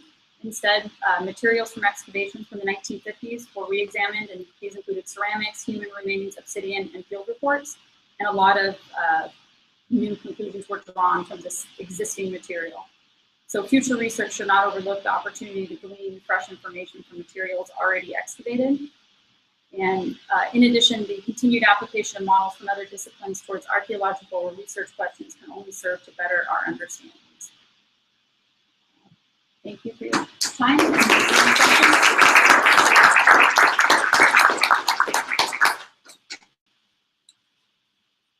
Yep. Beyond intensity and directionality of the could be speculated or speculated for the next project to speculate on the modality of the trading system, that is to say market. Okay, so he asked about whether or not I could speculate on modality. Sorry, what was the last bit? Of exchange, the markets in particular, versus other kinds. You mean like what's the prime mover behind it? Markets versus something else? Well, would the distribution be different in Oh. the market-based system versus the direct exchange? I don't know. I don't have anything to speculate on that, to be honest. Yes. With more time. Is there any other questions? Okay. Hans, right? Well, I'm just wondering, since your markers included architecture and site layout, I'm wondering, if you can sort of speculate, sure, what those results would look like, sort of taking those factors out, because you also you have, of course, the problem of if what you're seeing is sites that predate Teotihuacan and are showing less marks of interaction, but if you include architecture, that could be a function of the fact that people don't rebuild things sort of every year, right? So, like big like site layouts or like big sort of monuments. So I suppose my question really is, how strongly were these results in terms of not architecture, not site layout? Well, I think it's important in general to not necessarily weight these categories, because I mean, who are we to say that, you know, whether or not somebody copied somebody's architectural style is more important than whether or not they used the obsidian that came from there? I understand what you're saying, that obviously just because a new style comes out doesn't mean you're going to tear everything down and rebuild it.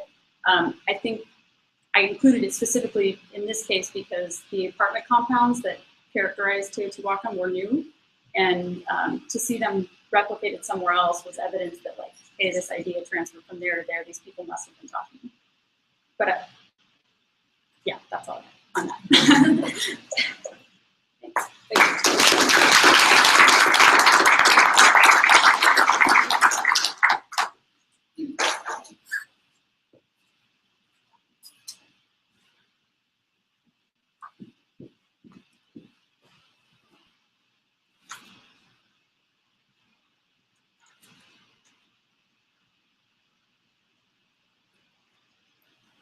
All right. Hello, everyone. For those who don't know me, my name is Kelsey Telson, and I completed my senior honors thesis under the advisement of Professor Margaret Schrodinger. I want to thank you all for staying. I know this is kind of a long session, and we have really interesting topics, so thank you for hanging around. I am the last one, so we're almost there. Today, I'll be sharing with you my methods and findings of my 2-quarter research project, so let's go ahead and into this. Ever since I was little, I've loved puzzles, and I really believe this is one of the aspects that draws me to anthropology. Because as many of you have probably experienced, anthropological questions are often like 1,000-piece jigsaw puzzles that have half of their pieces missing and the cover of the box gone. So our challenge then becomes not only attempting to find the missing pieces, but also to create an effective system of organization for those pieces that we do have, to hopefully give us a glimpse as to what the picture is supposed to look like. So the modern era of anthropology, and particularly archaeology, is presented with this issue of how to integrate classical methods along with new methods now. That does not disregard previous research, but also leaves room for new interpretations and new information to be considered. So while each of both types of methods, both classical and new, are important and they give valuable aspects, the integration is not always used as effectively as it could be. So this leaves research full of gaps, as illustrated by the picture here, that could be filled if we were able to effectively use both types of methods. So to address this issue myself, I chose to examine turkey domestication throughout various sites in the American Southwest that were active primarily from 750 to 1300 AD. I examined 5 sites that were active within this region during this time frame. 2 of these sites had previously published isotope data, and 3 of them underwent an isotope analysis for the purposes of this project. So I used a 2-pronged approach to consider the domesticate status of turkeys found at the sites of a foundation of contextual understanding based on previous archaeological excavation reports and published research articles from all 5 of the sites. So some of the information I sought out for each of these things were suggested annual rainfall or climate shifts, social function, population change, subsistence strategies, including the capacity and use of agriculture, as well as the current domestication theories at each of these sites. So this chart is a simplified version of some of the information, but it looks like when it's compiled into a single place, so a very simplified version. But based on this information, I was able to reconstruct possible versions of what these sites could have looked like during their prime. So popular theory suggests that these turkeys were regularly and increasingly being domesticated at all of the sites during the period being investigated. And while we are able to interpret a great deal of information from these excavations and archaeological reports, the concrete evidence is still what I consider to be lacking. So in order to fill this gap, I used stable isotope analysis, which is a modern technique used in bioarchaeology to recreate the diet of animals based on organic and both organic and inorganic properties. This analysis uses the naturally occurring isotope of carbon-14 and 13 to identify the type and quantity of plant material consumed by an animal during life. So there's two methods of performing stable isotope analysis, which is bone appetite and bone collagen. This project was to use the bone appetite strategy, as outlined by Professor Schrodinger, based on the amount of material available and the belief that it gives a more average signature over the course of an animal's lifetime when compared to collagen analysis. So something that is really helpful to keep in mind when considering isotope analysis, when you're not super familiar with it, is that the more negative the output ratio is, the more C3 based the signature is, which probably doesn't mean anything to you guys right now, but I'll explain that. So specific types of plants will display a specific type of carbon signature, which can be measured through the trophic levels, meaning the grass is one, and even when the grass gets eaten, you can measure that as well. So the type of grass an animal consumes can be distinguished between corn and maize, which is generally a C4 plant, versus other wild grasses, which are generally C3 or C3. So this diagram displays this principle through values associated with the white-tailed deer, I just highlighted that one, and the distinction between the C3 and the C4 grasses. So as you can see, the carbon signature for the deer is much closer to the signature seen in C3 grass than C4, indicating its diet was probably primarily composed of C3 grasses with some positive mixing in C4. So when you translate all of those numbers and isotopes into English, a C4 signature is indicative of a maize or corn-based diet, which would suggest domestication, because the feeding patterns that would occur for an animal that is being domesticated would align with the C4 signature. A C3 or a C3, C4 mixed signature would indicate that it's either non-maize or some type of mixed diet, which gives us a less clear picture of the level of human interaction with their diet, and then should therefore be considered a non-domestic. So based on the contextual evidence that I talked about in the first part of the other section, that was gathered from every site, as well as other isotope analyses done in the area, my hypothesis was that the turkeys from all three sites of Cochiti, Arroyo Hondo, and Pueblo Alto would all display a strong C4 signature, which would be indicative of domestication. I was also fortunate enough to have access to a couple of what I consider control points in the form of fauna, which was a bighorn sheep and a cottontail rabbit, which are animals that are not suggested to have been domesticated based on the research that I had done. So we can consider these what subtype of wild animal would look like in these areas. So a really cool part of this project was that I was not able to a single site, but also various sites within a single system. So in order to effectively compare these findings, we kind of need to orient ourselves as to where they are next to each other. So this is a map of the United States. All of the sites being addressed in this study reside in the American Southwest, so please zoom in on that area. This map displays the 5 sites that I took a look at, each of which were investigated using both traditional archaeological methods and stable isotope analysis. So the sites that have blue markers here, which are Cochiti, Pueblo Alto, and Arroyo Hondo, indicate sites that I conducted isotope analysis myself for the purposes of this project. The orange markers, same with sites of Shield, Pueblo, and Homology 3, indicate sites with previously published isotope data that were used as comparisons for the analysis that I did myself. So what did I find after all this? Keeping in mind that the x-axis represents carbon signatures, with the left being the most negative and the right representing the more positive ratios, the results are overwhelmingly a dominant C4 signature. The control samples displayed what can be considered also a relatively high C4 signature, but had clear elements of mixing when compared to the majority of the turkeys. A signature like this could be expected due to the wild types of grass that they were eating, as well as the fact that they were probably scavenging from some of the cornfields in the area. There was also one turkey from Arroyo Hondo, indicated on here by the red triangle, that was around more aligned with the controls rather than the majority of the turkeys. So this could easily have been a wild turkey that was hunted and then brought back to the site afterwards. So interpretations of this graph suggest that turkeys found at nearly every site were eating nothing but corn. To get this high of a signature, it would literally have to be the only thing that they were consuming in their diet. So with the exception of the turkey from Arroyo Hondo. So we can conclude that these turkeys were domesticated on the basis that no wild diet would produce such a high density of C4 plant consumption, as suggested by the controls that we see within the associated on the side. So my full thesis contains a discussion where I evaluate these isotopy findings in addition to the archaeological evidence and compare back and forth. But in the interest of time, I'll just focus on one of these sites in particular, which is Pueblo Alto. To me, this was arguably the most interesting of my sites due to the nature of the site in regards to like the population size that they had, as well as the suggested function of the site. So Pueblo Alto was inhabited by a very restricted number of individuals when compared to other sites in Chocolate Canyon, which is the bigger I guess, body of power that Pueblo Alto belongs to.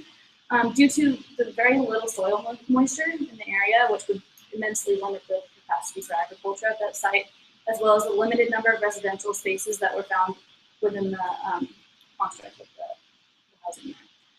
So Pueblo Alto is also thought to have been used primarily as a trading liaison between downtown Chaco and the greater San Juan Basin.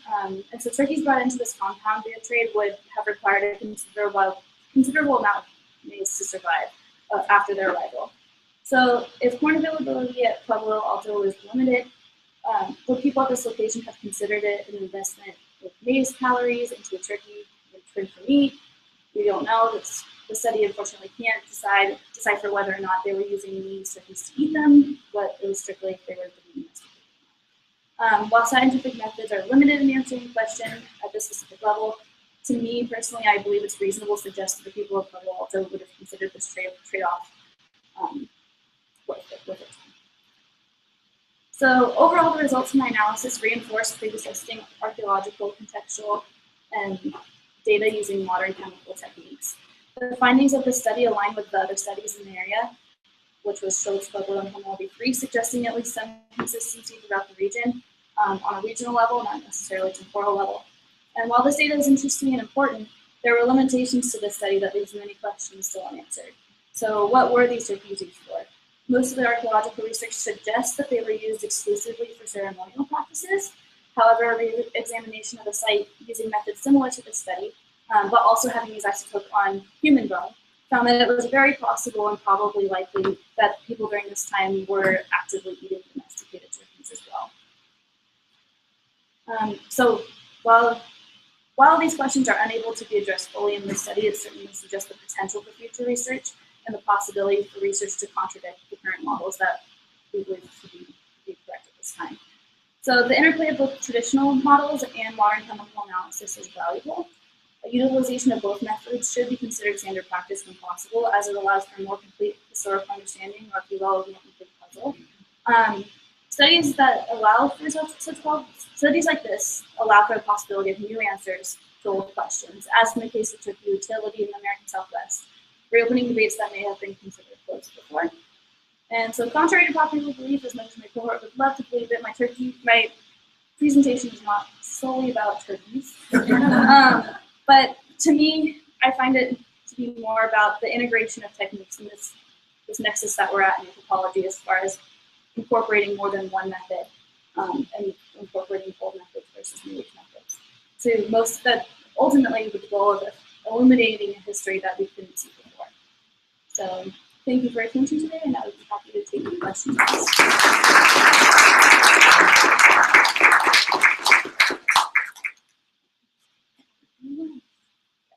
I'm curious, when is the earliest sort of accepted date for turkeys in the Southwest? My understanding is that they were Mesoamerican Mm-hmm. I can't remember the specific data right off the top of my head, but I did read one of the articles that used mitochondrial DNA actually to show that the turkeys that are in the American Southwest do not have, according to the ones that they were looking at, don't have a lineage in Mesoamerica. So the turkeys that were domesticated in the American Southwest were domesticated in the American Southwest. As far as my project goes, the earliest date that I could configure safely was around 1080. But I think it's pretty likely that they would have been around for that as well.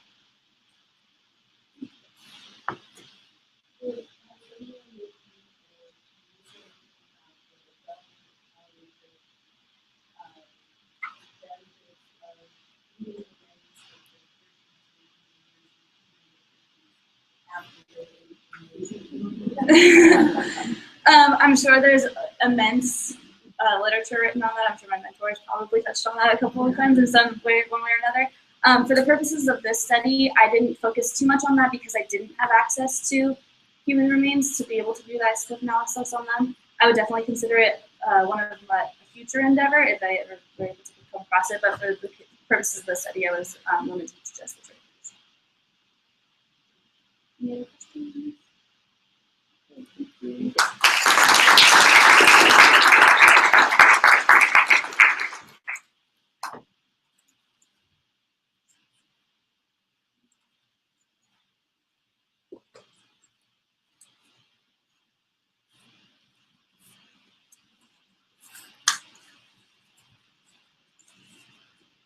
Thank you.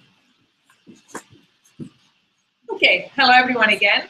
I am Professor Caterina Semendeferi. I'm a biological anthropologist in the department and also the director of undergraduate studies. Congratulations, you guys. You did fantastic.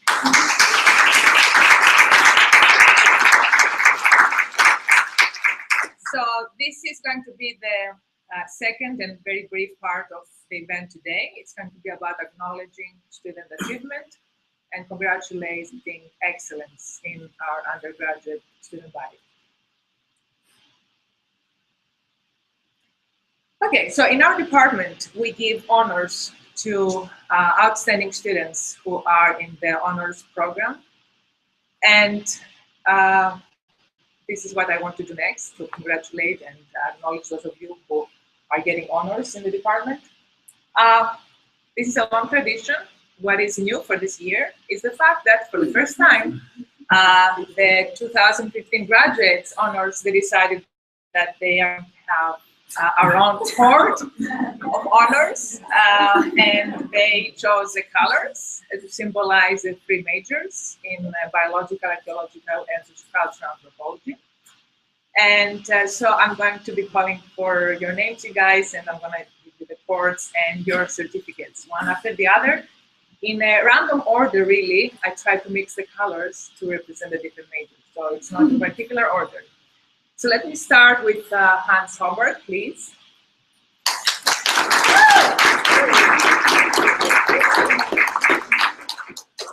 Okay, let me tell you a couple of things about Hans.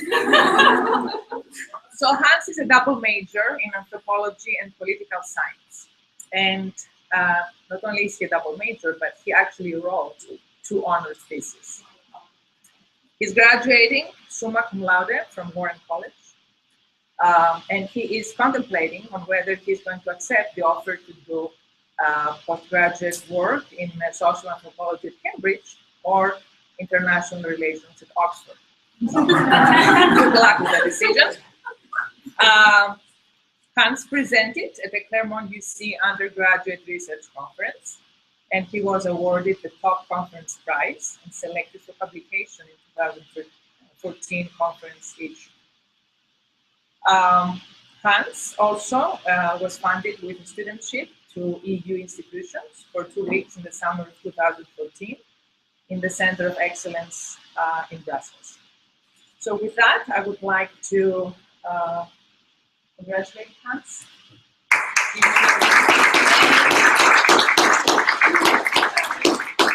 Give you the court. Now, how should we do this? Do we do this? Yes.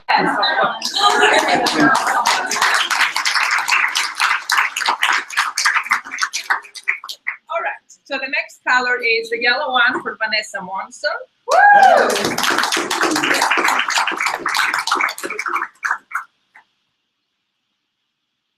And let me tell you a couple of things about Vanessa.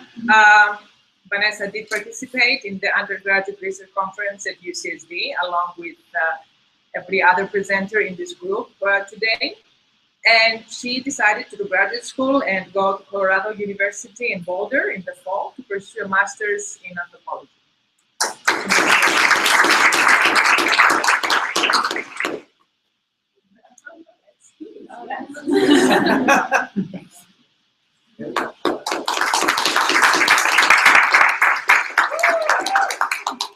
Okay, our next student is Cindy Bowie.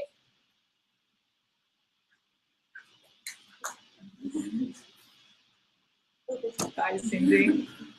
Okay, Cindy is a another honor student who worked with us in the fall and the winter quarter. So even though she did not present today, she has done an exceptional thesis and has been busy with all kinds of things, including she directed Eyes on the Elderly, and she plans to contribute to the effort of improving UCSD's aging culture on campus.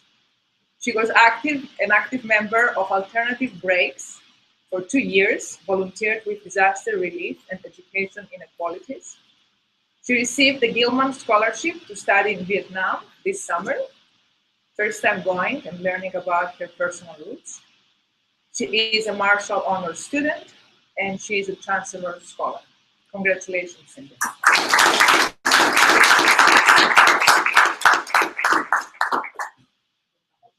No, please don't laugh. Okay. Kelsey Telson.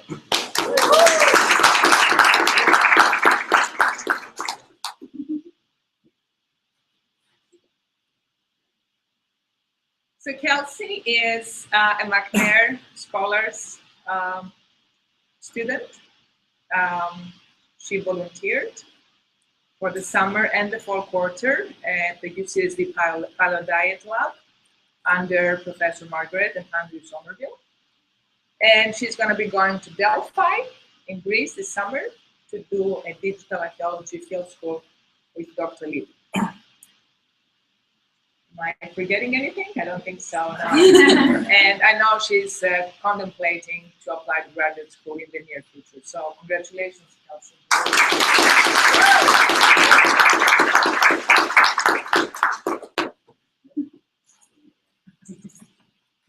Okay.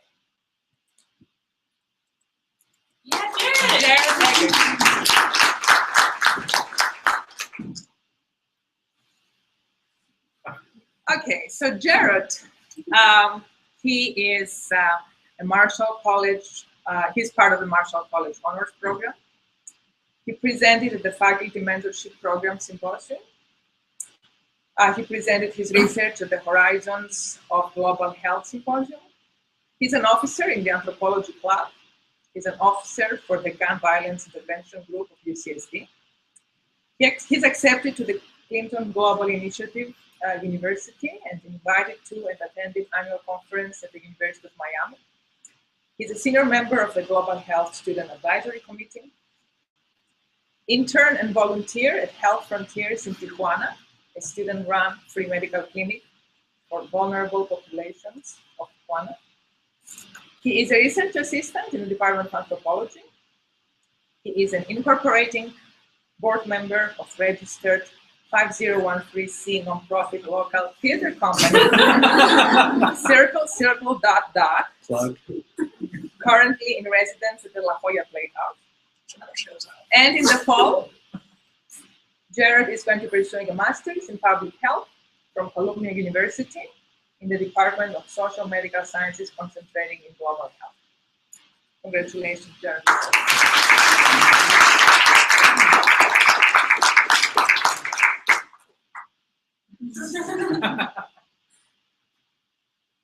Okay, Sarah Mates.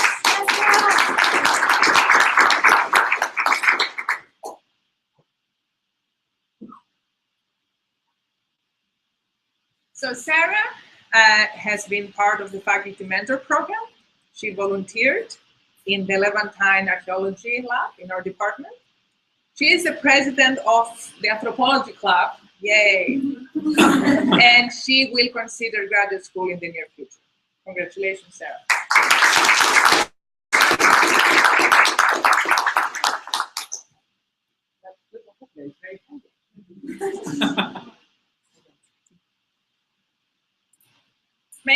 Megan McElroy.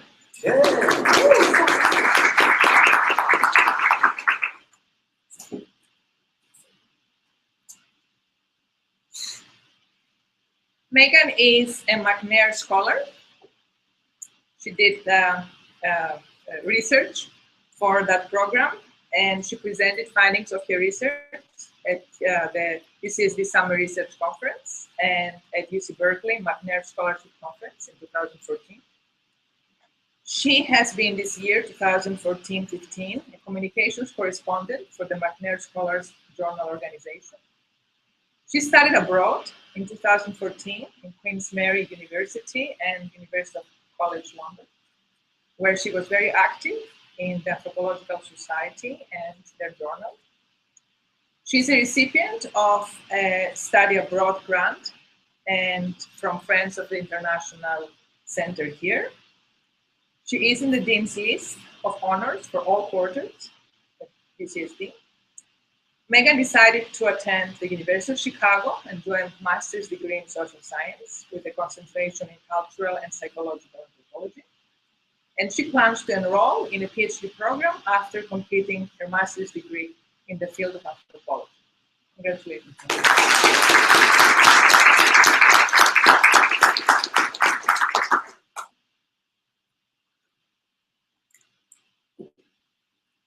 Cheyenne Rose is another student in our honors group. She's not here right now. Vanessa Serros, I know she graduated already in the winter, so she's not going to be present. And Kimberly Panion, she graduated also earlier this year. But I want to extend my congratulations to all of you guys if you're watching. Good job.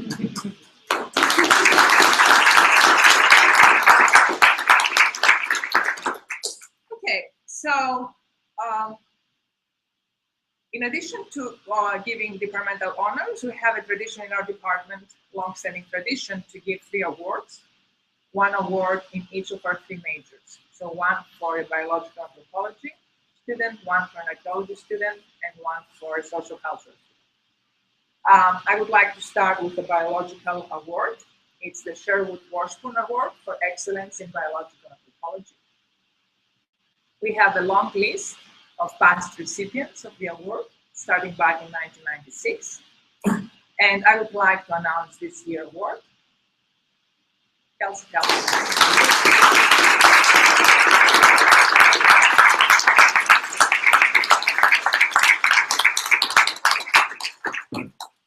So Kelsey, this is the framed certificate of excellence for you.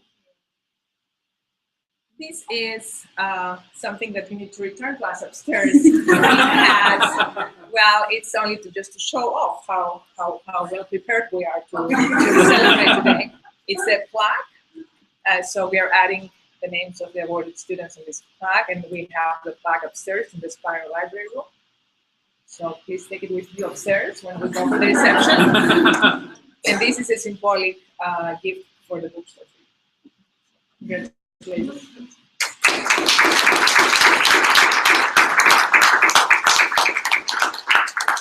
The second award is an award in archaeology, the Robert McAdams Award for Excellence in Archaeology. It's an award that we have been giving in the department again for years, going back to 1995. And this year's award goes to Gabriela De La Torre.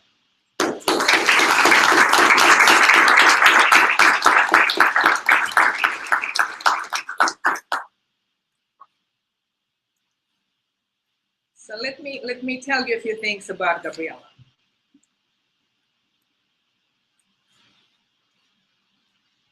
So Gabriela joined UCSD in 2013. Can you come a little closer? I'm sure that we can see the light. So Gabriela, her first quarter here at UCSD, she began volunteering in archaeology labs, in Paul Goldstein's labs, and in Tom Levy's labs. She's telling me that she put more than 450 hours of work over these last 2 years. The summer of 2014, she completed a field school program in Olduvai Gorge in Tanzania with the Olduvai Geochronology and Archaeology Project. Then she began research through the faculty mentor program with Professor Tom Levy during winter quarter of 2015.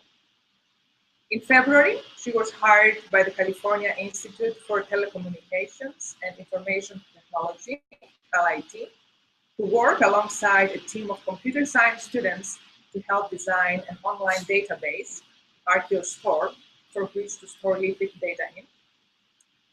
Outside of the classroom, she tells me that she has been holding part-time jobs since her sophomore year of college. And she's currently working anywhere between 20 to 30 hours a week at the retail store at UTC Mall. So, come and visit you.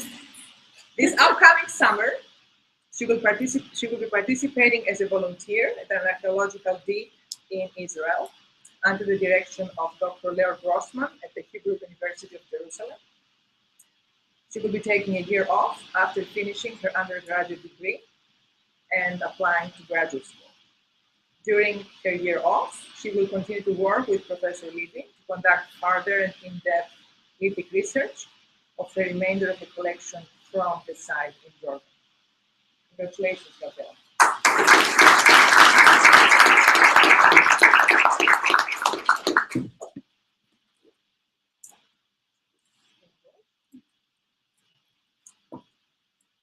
This is the plaque.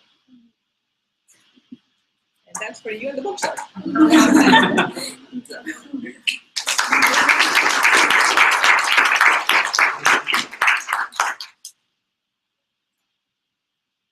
The Irwin Hallowell Award for Excellence in Sociocultural Anthropology goes back to 1985 in our department. And this year's award goes to Carlos Hansford.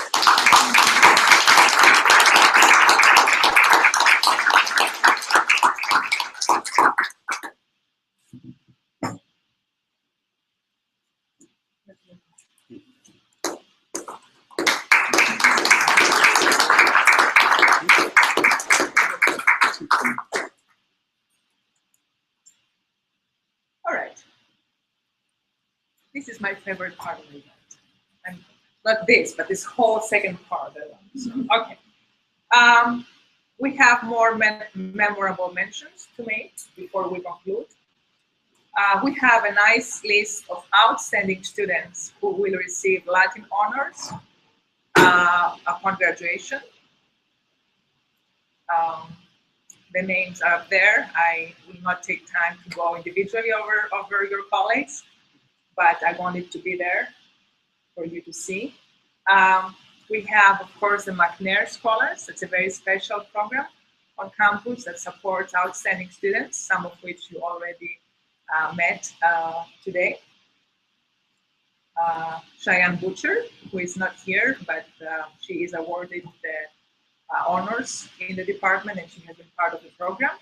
Kelsey Telson and Megan McAvoy. Congratulations to all of you for being part of the program.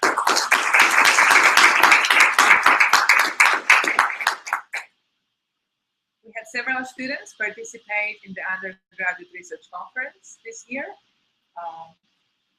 It was a fun event. I'm very proud of all of you. So congratulations for that.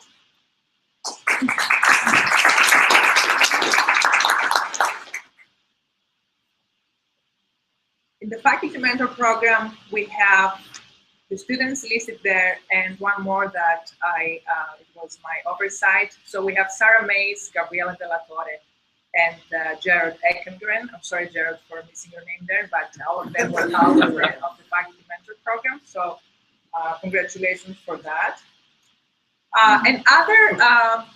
Another exciting thing that we started doing last year is the Ambassadors of Anthropology. So the Ambassadors of Anthropology this year, in 2015, are the people who presented to you today. And the idea behind this initiative is to really, for us, for the students, to share their excitement about anthropology and share with the world the fascinating research that is being done specifically in our department. So we are doing this through outreach events, both outside campus and on campus. This year, our ambassadors, Gerald, Anne, Sarah, Megan, Vanessa, and Kelsey. We went to Mira Costa Community College for an outreach event, as you can see on the right. The ambassadors participated in Triton Day and Transfer Day at UCSD this spring. And we have some more outreach events to do that are coming up. So, and of course, the students, for all the hard work that they're doing, what they're getting for this is this lovely, amazing t-shirt that they themselves designed. So it's a lot of work for a t-shirt, but it's the symbol that matters, I suppose. So I really personally want to thank you. You put a lot of time into this, and I'm very proud of what you're doing and how inspiring you are to others. All right, so this brings me to something else, even more personal. There is another award that my laboratory gives, the Lisa Stefanacci Award for Excellence in Human Comparative Neuroanatomy. This is an award that I started giving last year. It is to honor Lisa. Dr. Stefanacci received her PhD from the neuroscience program at UCSD.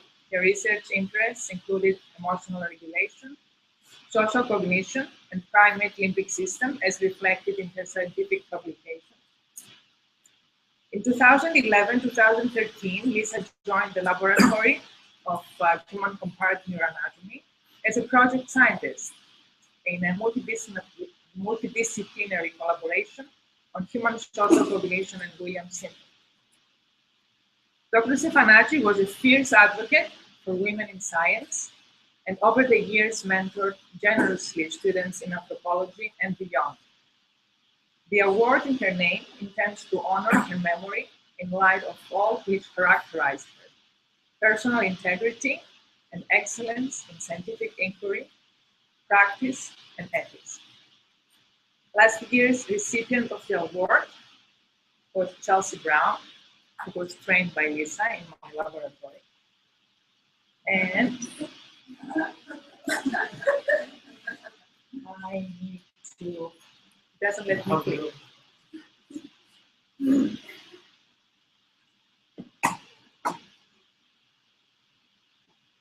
Everyone, for those of you who don't know me, my name is Chelsea. I graduated from the honors program last year with degrees in physiology, neuroscience, and biological anthropology. And now I'm at UC Santa Barbara in their neuroscience and behavior PhD program, which I'm really enjoying so far. To all the upcoming grads, I'd like to say congratulations on the celebration of all your hard work and enjoy the rest of your college experience. I really wish I could be there to see your presentations, but I'm still in school also, so I couldn't make it down. I'm sure that they're going really well. I'm also excited to announce the Lisa Stefanacci Award for Excellence in Comparative Neuroanatomy. I was fortunate enough to work with Dr. Lisa Stefanacci, who is both a great scientist and an amazing person, and I'm a better scientist in person for having known and learned with her. The recipients of the award this year are two wonderful students who I have the pleasure of training. Congratulations to Val Judd and Haley Orphan.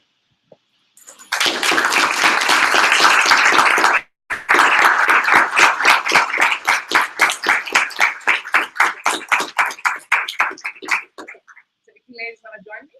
I want to share some things about Haley and Val with everyone. So they both joined my laboratory last spring as volunteers and were trained initially in basic laboratory operations. They became involved in more complex techniques and were integrated in ongoing research projects. Last fall, they were hired to work as paid RAs to assist graduate students with their dissertation projects. We invited them to co-author conference presentations led by graduate students Harry Hanson and Caroline Horton in the Society for Neuroscience and the American Association for Physical Anthropology. Because of their outstanding skills and dedication, they were nominated in a grant application to a campus-wide research competition, the Frontiers of Innovation Scholars Program, to perform cutting-edge interdisciplinary research that aims to explore the neural substrates of human knowledge, learning, and creativity, led by graduate student Franca Horvanikic. Val and Haley received the scholarship that will be used over the summer to support them. Over the summer, they were invited to participate in activities of the UCSD Summer Research Program. Frontiers students in San Diego will be invited to attend such activities of the program as seminars on ethical research, workshops on choosing the right graduate program, effective oral presentations, writing a research proposal, and other activities. These events will give them a chance to meet their peers who are also conducting research at UC San Diego during the summer. We also know that the students will be invited to present their findings at the annual Summer Research Conference on August 13. Each year, the Academic Enrichment Program invites undergraduates conducting research at UCSD, San Diego State, USD, Cal State San Marcos, and other institutions to present their findings in an all-day conference, similar in format to what we experienced at the undergraduate research conference here at UCSD. Both Val and Haley plan to apply to graduate school in the fall to continue the study of human evolution. I would like to congratulate both of you.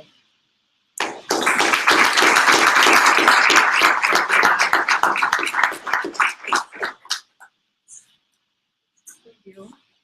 And this is from my laboratory. Congrats, guys.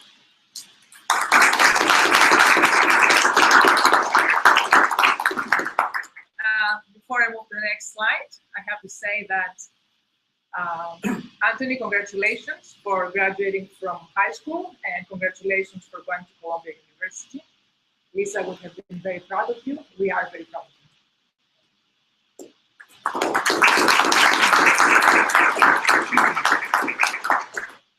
Okay, so the very last few minutes I want to spend on going back to my class of last year. And I don't know, some of you may remember the presentations here and see where are they now. Okay. So Tim, he is starting graduate school in landscape architecture at Cal Poly in Pomona next fall. Chelsea, we heard from her just a few minutes ago. She is in the PhD program in neuroscience and behavior at UC Santa Barbara.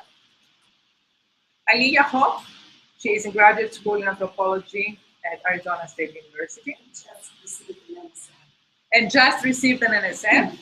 And she also just missed her plane. She was on her way to come here. There was a delay. So maybe she's going to be able to join us at the reception. Lindsay, she's about to finish actually her master's of public health at Emory University. Jessica, she is in graduate school in social work in Loma Linda starting next fall. And Nicholas, he is traveling the world working and applying to graduate programs. And I do have a little clip from Jessica. All right. Hello, everyone. My name is Jess, if you don't know me already. I graduated in June of 2014 with a degree in sociocultural anthropology. Then I took a gap year off, and I'll be starting my master's in social work at the Loma Linda University in the fall. So I just wanted to say hello to all the wonderful professors and lecturers that helped me along the way. You helped me so much during college, and I continue to use the things that you learned me today in the real world. So thank you for everything. Special shout out to Katarina and Professor Brenner for helping me so much on my thesis and just life in general. And to all the seniors, I just want to say congratulations. And if you did the honors thesis program, way to go. I know it was hard, but you did it, and I'm sure you rocked it. But to all the seniors in general, just congrats. I know it's hard, and you're just going to push through the finish like we know you will, and it's going to be great. And even if you don't know exactly what you're going to do when you graduate, it's okay. Most of us didn't, and we had to take gap years, and that's okay. You might not end up going the anthropology route, and it's no big deal. I'm sure you're going to do great things, and no matter what, you'll use the knowledge that you were given at UCSD. So keep going, push to the finish, and enjoy the rest of your year. And again, congratulations, and hello to everyone. Have a good summer. Bye. And we have one more from last year's honor class, from Nick Johnson. Hello, class of 2015. I'm Nick Johnson. I was in the honors program last year and graduated with degrees in anthropology and history. I first want to say congratulations to you all. This is a really great time to take a second and celebrate your accomplishments and all your hard work, as well as share your research and all the work you've done leading up to this moment. As for me, since graduating, I got a job as a recruiter up in my hometown of San Jose, working for a startup company, and I've been doing a lot of traveling and backpacking to Latin America. And coming from here now, I'm going to be applying to PhD programs this fall, and then going on to grad school to study sociocultural anthropology some more. And yeah, I want to say I'm really excited that I got to be present in some sort of virtual capacity. Thanks, Professor Samantha Berry, for that. And yeah, hope you all have a great time in graduation and the summer. All right. The last little video clip is from one of the honor students from the year before, Tatiana Duran, who is also with us today, but I want to play your clip, Tatiana, because it was so lovely. So it's only a few seconds. Hi everyone, I'm Tatiana. I was a student there in 2013 when I did my honors thesis. And today I'm very grateful for the opportunity. Thanks to that, I was actually accepted into the PhD program in Anthropology at UCSD, and I'm actually going to be working with my advisor during my honors thesis. I'm very grateful for this opportunity. I had a wonderful time. I congratulate all of you on having this wonderful opportunity. Really cherish the relationship that you're going to be developing with your advisor and the opportunity that you have to have something to showcase, when you're out and about. So I'll leave you here, and I think I'm going to be seeing you this Monday. Bye. Okay, and this takes us to the future. We have a group of students that we invited for next year's program, and I hope that many of them will be in your place next year presenting exciting work. And I'm looking forward to working with all of you. I would like to acknowledge several people in the department, all the faculty who participated and supported the program in the 3 majors, in the bioarchaeology and cultural majors. I'd like to extend thanks to Professor Goldstein, who is the former director of undergraduate studies and who is always there to provide me with advice and wisdom, and several of our colleagues at the staff, Christy, Jenny, and Norma. Special thanks go out to Kathy Greeley, our amazing librarian. The group could not have been able to do the quality of research they did without her help. She epitomizes to me what UCSD is all about. She's always available and willing to help. And of course, Janelle and Carlos, for your amazing help. We would not have been able to put it together without you. So thank you, and special thanks to the alumni. We started reaching out to our alumni. We have some of you here today. Would you mind raising your hand, those of you who are alumni? Well, thank you so much for coming. I've received several emails from alumni, and we're planning to do something in the near future with gathering information, hellos, and anything else that the alumni are willing to share. So please stay tuned on that. And with that, I would like to conclude today's event and invite everyone to the reception upstairs. So let's have some food and drinks and celebrate. Well, let's not conclude just yet. We still have one more order of business to accept. And that is giving credit where credit is very much due. Our Director of Undergraduate Studies, Professor Katerina Semenda-Ferry, who has not only worked so hard to help us create coherent theses we can be proud of, but also work tirelessly, and I speak on behalf of all of us, to create such an enriching program that we all had such a great time doing. It was really meant a lot to us. So I think I speak on behalf of all of us to extend our deepest gratitude to you. So thank you very much. Thank you very much, you guys. Thank you.